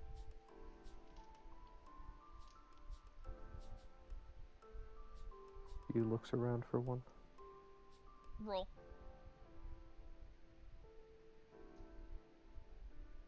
is a 17. You roll a 17. And you look around, and all the cells seem to be torn apart, with the creatures inside of them torn apart, except for one. There's a large cell in the top leftmost corner. And the door is standing open, and nothing inside of it seems to be damaged.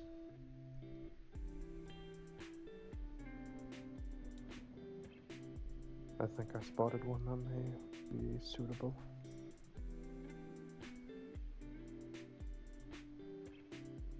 Perfect. If I can administer the right electromagnetic pulse, I could cause its mechanics to fail. From there, we should be able to drag it to a cell and then contain it.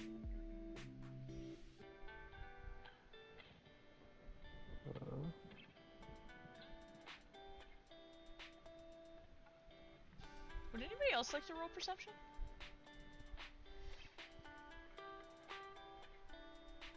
Sure.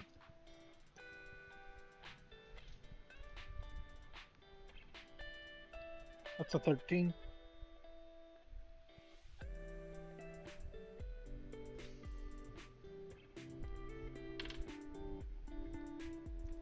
Birdman? Hang on.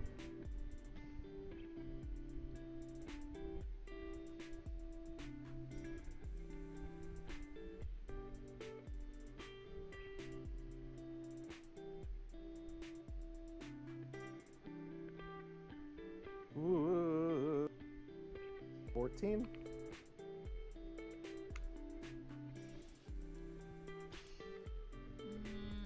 None of you rolled high enough.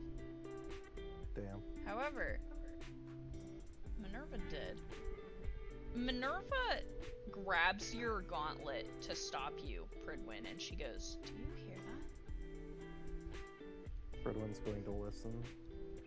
You don't hear anything. I don't.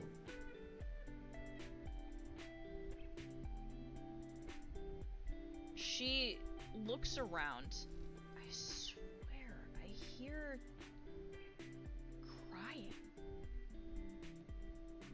What kind of crying?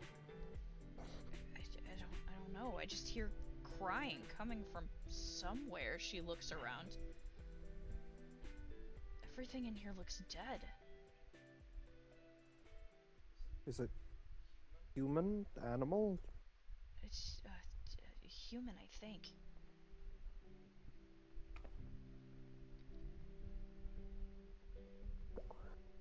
Do you know what direction it's coming from?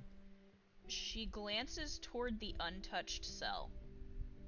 I think in there. Ridwin's going to slowly back towards the cell. Is the animal in between the cell and us, or Yes. is it? Oh, okay.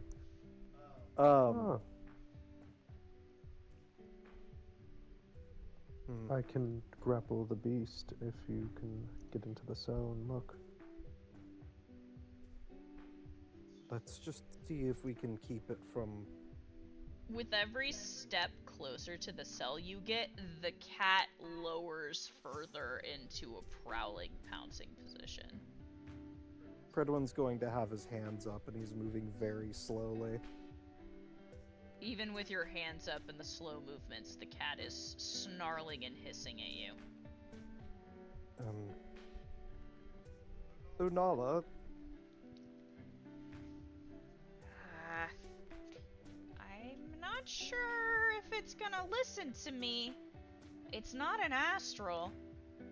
I mean, maybe if it sees something familiar, it might be a little more. It also might be threatened. It's still a beast, even if it's a machine. It'll get territorial likely. If we give it Yeah. space, it might be.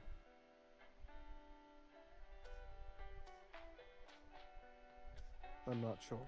Anna?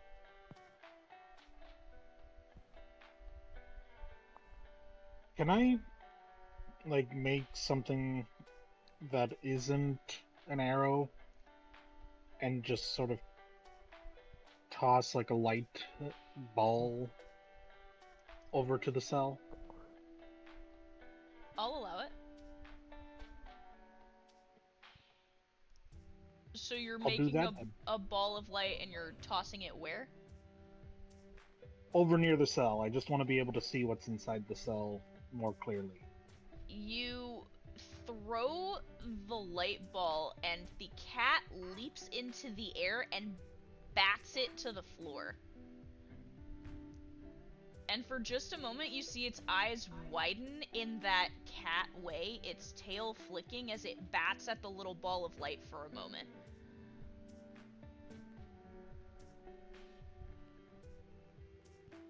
Huh.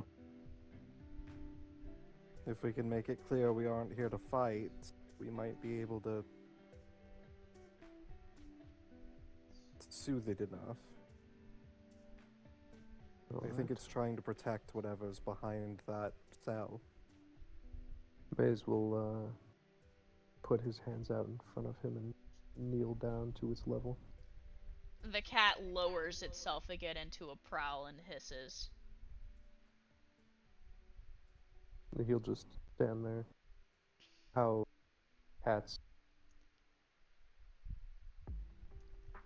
It staring you down.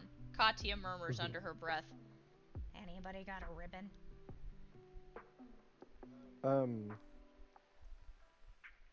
Maze.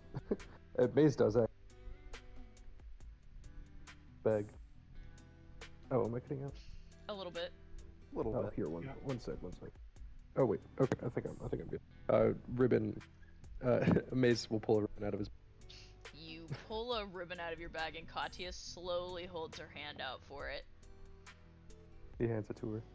She takes it and drops it down so that it dangles in front of her, and she begins toying the ribbon and bouncing it a little bit, and you see the cat's like trying to stare at Maze, but like the corner of its eyes start drifting slowly in Katya's direction. Lunala's eyes also start drifting in Katya's direction, incidentally. Pridwin just grabs Lunala's shoulder, slowly shifts her attention back. No. Katya begins taking a few steps back, dangling the ribbon and dancing it around in front of her, and the cat slowly starts to prowl forward. No sudden movements, and we should be fine. The cat passing by you, its focus entirely on the ribbon as Katya bounces it around. It prowls stealthily past you, still in a pounce position. Maze is going to take the bell off of his katana and he's going to toss it towards Katya. You toss the bell and Katya catches it and it jangles and the cat immediately pounces at her and Katya bolts. Oh dear. Katya starts running towards the opposite end of the room, jangling the bell, and the cat starts chasing her. There's like thunderous sounds from the darkness in the other half of the room. You hear Katya through your inner link go, "If you're gonna do something, do it now!" Pridwin's going to head over to the cell briskly. So is Maze. I'm going to keep an eye on Katya. You and Judah are watching in the distance, and you hear more thundering and from the cat as it's like trying to catch her. The rest of you go into the cell and you look around. This cell is furnished like a cat's room would be. I mean, there's like a cat tower in the corner that's sized up to be big enough for this cat. There's food and water bowls, a comfy looking bed, and again, nothing in here seems to be touched. There's no viscera, there's no damage, nothing. That's surprising. Does he see where the crying is coming from? See, no. Hear, yes. You hear a going- sniffling coming from the cat tower. He's going to head towards that. It seems to be coming from several tiers up on the cat tower, which is like a good 10, 12 feet off the ground at least. I guess he's gonna climb. Lunala is looking at you in your armor as you like look at this thing up and down. Do you want me to just... She makes Probably a a good throwing idea. motion. Predwin will transform. You transform and she delicately flicks her wrist and whirls you in the direction the crying is coming from. There's a soft gasp as you land on that tier of the cat tower, which is surprisingly sturdy, but considering how big the cat is and how much it weighs, it has to be. Yeah. Solid steel cat tower. There is, in the, a lot of the tiers have different, like, inside sections. You know, like a cat tower has, like, different little room areas on it. It's coming from one of those.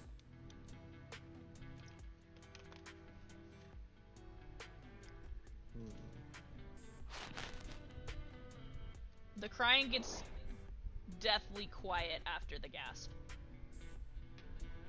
Predwin will transform back and say, "Hello?" You hear another little gasp, a shuffling sound away from you.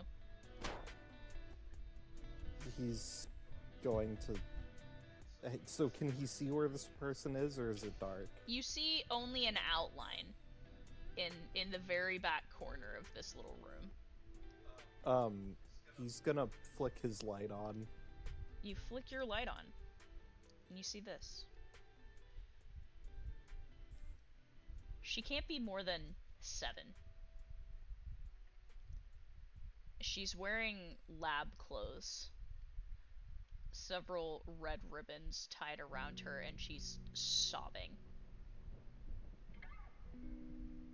She looks terrified of you, curling her knees tighter to her chest, fitting as tightly as she can into the corner. He holds up his hands and he says, it's okay, I'm not here to hurt you." She gasps and ducks her head, turning her face into the corner and hiding it in her hands. As she does, you can see along her body there's a whole lot of experimentation scars. I'm not one of them. I'm different. He takes his helmet off. See? She slowly peers back at you, squints at you, wipes at her eyes with her forearm.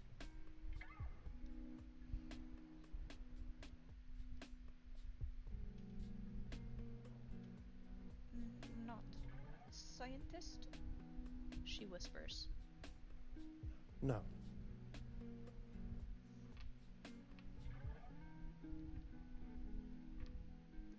Slowly she uncurls from her ball. Predwin's still staying perfectly still. He's not moving forward or anything. Ivanka? She whispers, looking around, looking past you. Is that the cat? She nods. She and my friends are playing right now. No hurt? No. No hurt. Slowly she comes out of her ball and crawls toward you.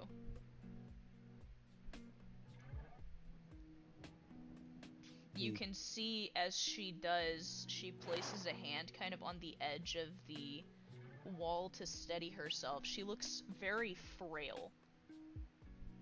And she has a mark on her wrist that's been seared, branded into her. And the mark is this.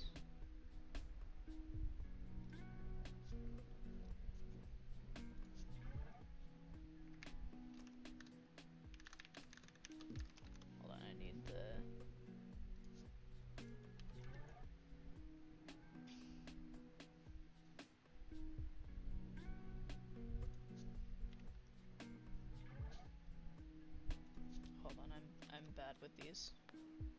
Take your time.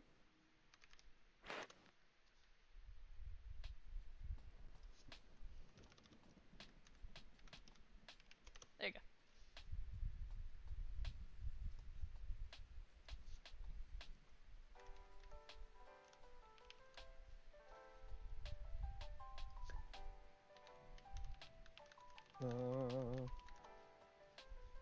Seconds.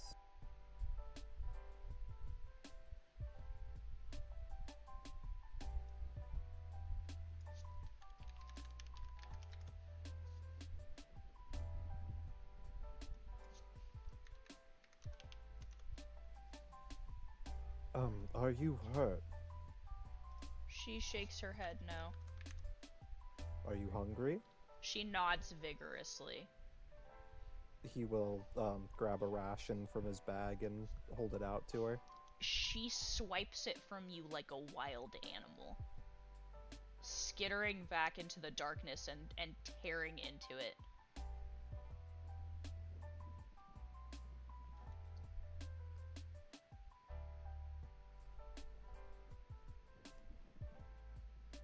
We're going to get you and Ivanka out of here. Batman won't let you. You won't have a choice. She tilts her head at this, confused.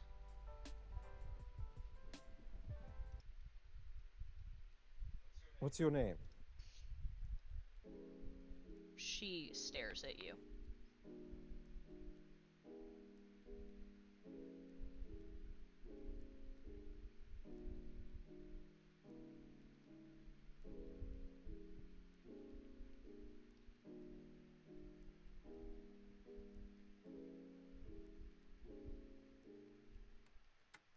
She just stares at you. He kind of tilts his head and he says... He looks at the mark on her and he tilts his head and he says... Do you not have a name? She tilts her head in the same way you do, looking confused.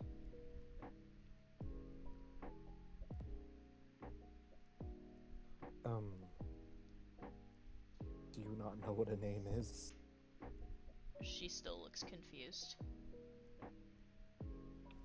He points to himself and he says, I am Pridwin.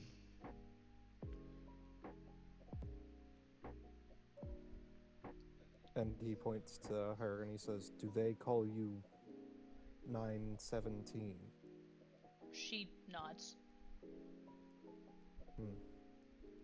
Were you called anything else before that? She looks confused again. I see. Well...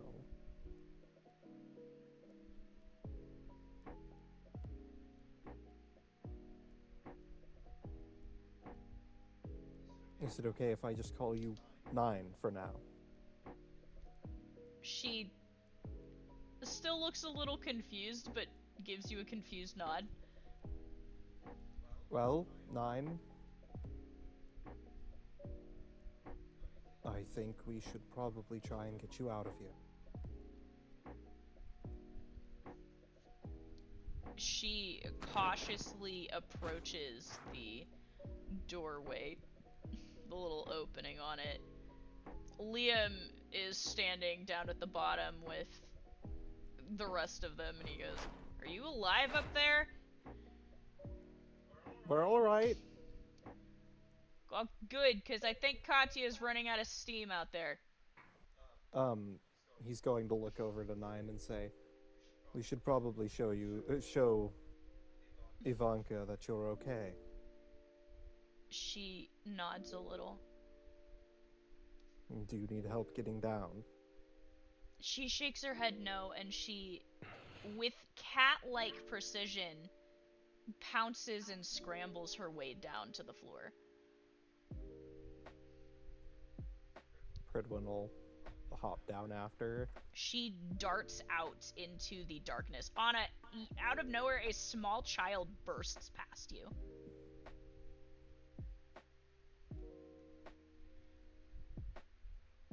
Almost barrels you over as she darts past you. How many evil labs am I going to have to run into before we start realizing that evil labs are evil? I think I've had enough of them, Judah says. This one, definitely evil. I mean, Who's the she saying is blood and evil? viscera. The laboratory. Oh yeah. The little girl makes it's a very strange, it's a clicking sound. Most of you who have had cats, have you ever seen a cat when there's like a bug and they make that weird clicking sound? Oh yeah. That's Oh, the yeah, sound the- she's making. All of a sudden, the thundering on the opposite side of the room stops. And slinking from the shadows comes the large cat. The cat sweeps in and swirls, brushing up against the child's delicately.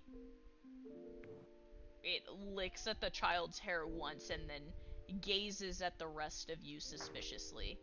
And you see there's a glint in the girl's eye, an almost mechanical flash in her left eye, and the cat's eye matches. The little girl runs her fingers on the fur on the cat's leg. The cat sits.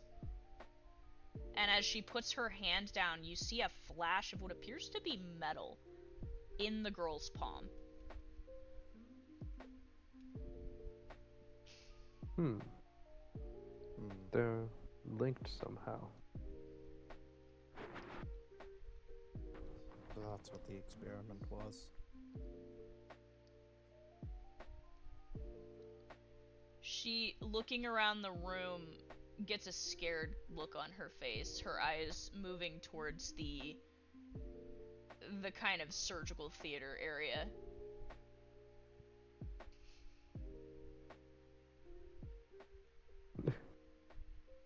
Maze looks at the cat and says, "Who's a good kitty? You fine." The cat looks at you suspiciously, but kind of does that thing where it gets like a haughty expression for a moment and like licks at its paw. You killed all those scientists. That's such a good kitty. The cat's tail flicks.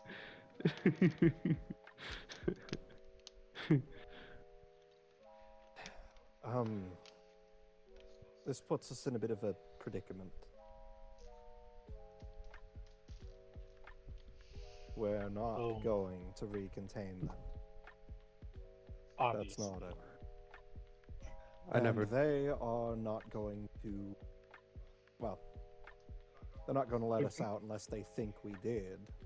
I'm sure if we bang on the door and tell them that we're done, they will. I don't see any functional cameras in here.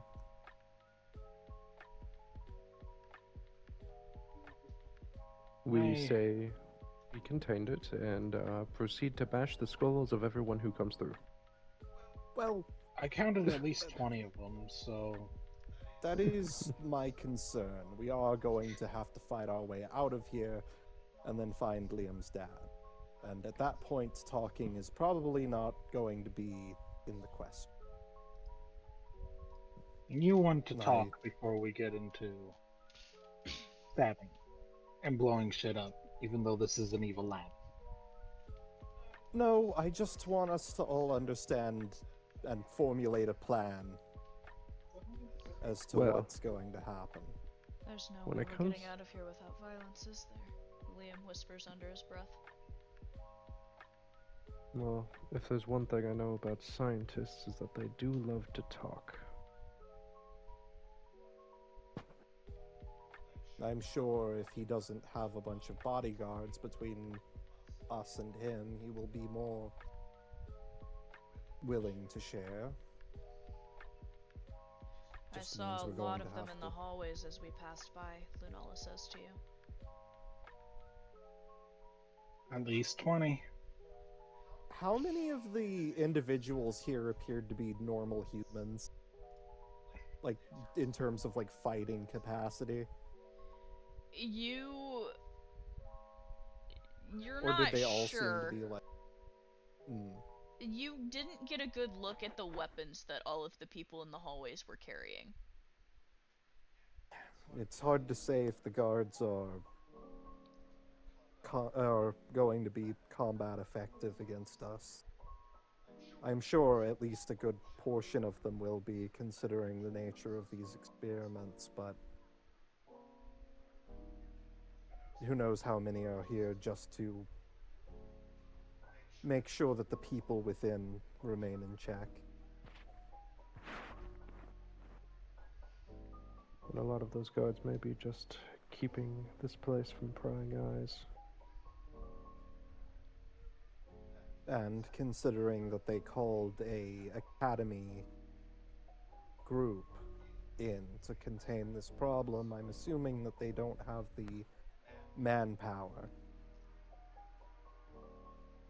Now, At here's least not the manpower to risk. here's another thing we need to consider: the fact that they've got what is apparently fairly good containment protocols to keep the cat here in this room. They were able to lock down quickly. How many doors do we have to get through to get to him? Surely those doors are in a system. Liam, do you think you'd be able to access it from anywhere within this place? Liam is distracted. He's staring at the girl. He lifts a hand and kind of waves at her, and she awkwardly lifts the hand back. Lunala, I need a favor. Lunala, confused, glances over at him. I need you to use your soul perception on her. Lunala squints at him and then looks back to the girl. Okay, what am I... She trails off.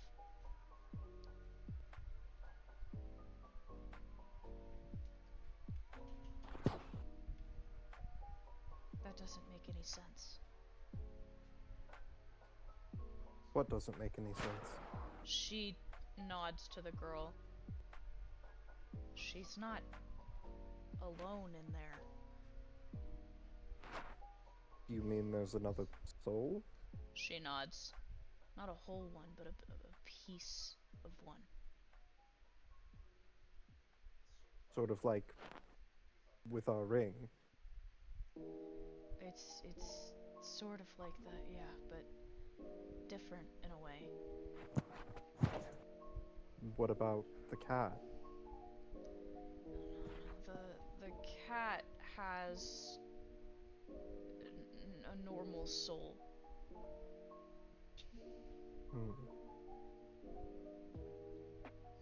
So they might have merged a fragment of another soul into her. That's what it looks like.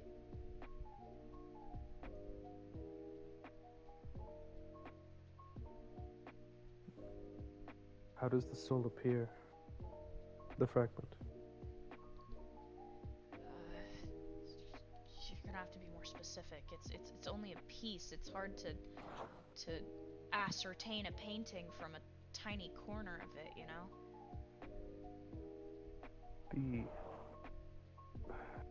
The aura of it. I know that regular humans and meisters and or weapons have different appearing souls. It's hard to tell. It's a weapon.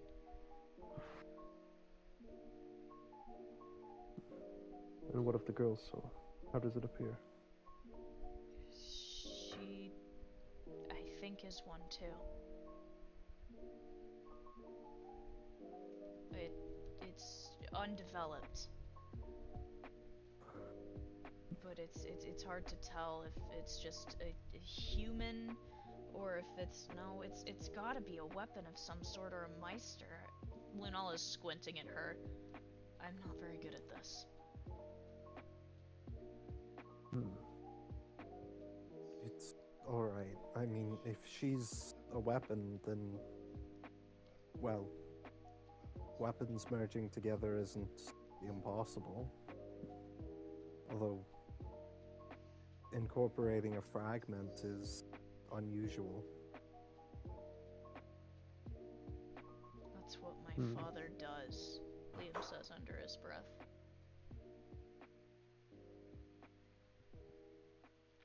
His entire basis of study.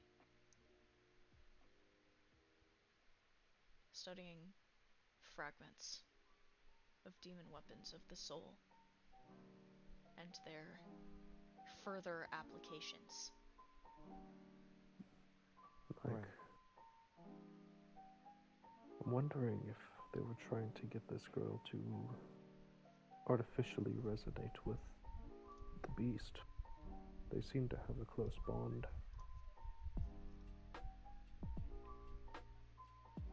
Possibly. Or they wanted to give her some sort of ability that belonged to the original weapon. The girl is watching all of you suspiciously. None of that matters right now. We need to get her out of here, and we need to find your father. Right, we can obtain information on this whole experiment on our way out. That raises another question. Do we try and get her out of here right now? Risk splitting our group? Or do we take her with us? The beast seems quite capable. The cat growls. But I don't feel right bringing a child into a battlefield. Then again, My priority is getting the child to safety, but we're only going to have one opportunity to be here. If we get an Cridlin's- exit, we take it. oh, sorry. Pridwin's going to look over to Nine, and he's going to say, Nine, She tilts her head. we need to find the bad man. She frowns. And he continues, we also want to help you leave. So, do you and Ivanka want to help us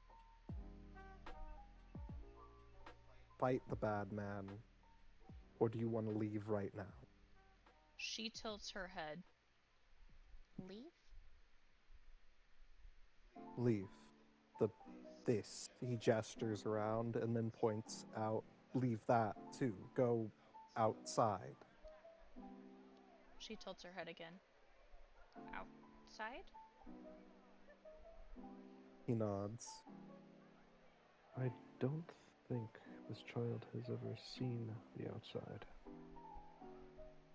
There is a place, a very big place, where there are none of the people. Well, not everywhere.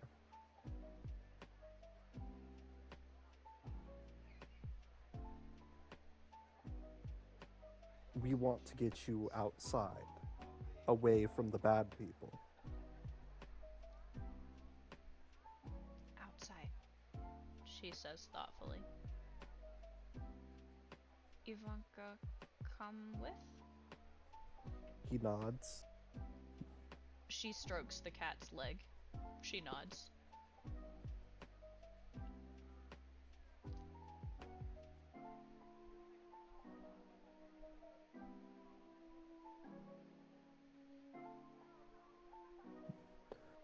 Alright, well, which one are we going to do first?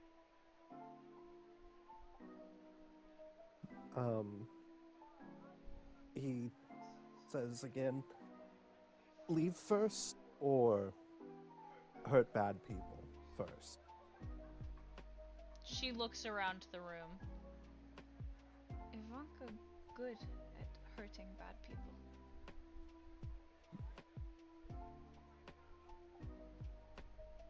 Good enough for me. good enough for me. Well, it's settled. I recommend that we politely knock on the door, ask to be let out, and start swinging the second it opens. You don't have to tell me twice. Maze already begins drawing his sword. Katya, who has finally caught her breath and rejoined you guys, bending over on her knees, looks at the rest of you. So, there's another kid. She says, looking at Ivanka, and then looking at the girl. That's great. You looks like you have competition. Competition for what? Being the child of the group. Well, you're not a child, but the youngest of the group. You weren't here when I was elected the president of the group. She straightens herself up and finally regains her normal breathing. She is by right president of the group. Yes. Not disagreeing with that. I'm just saying the youngest. Judah, do you mind preparing a good ballad or song? Just something to really get our blood pumping once we get ready. Feel like we're gonna need it. I Got do really anything in enjoy mind? fighting.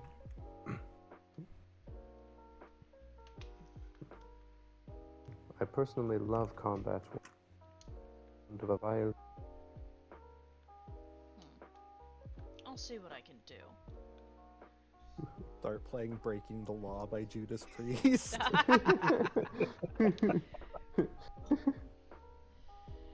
You guys... Is there like a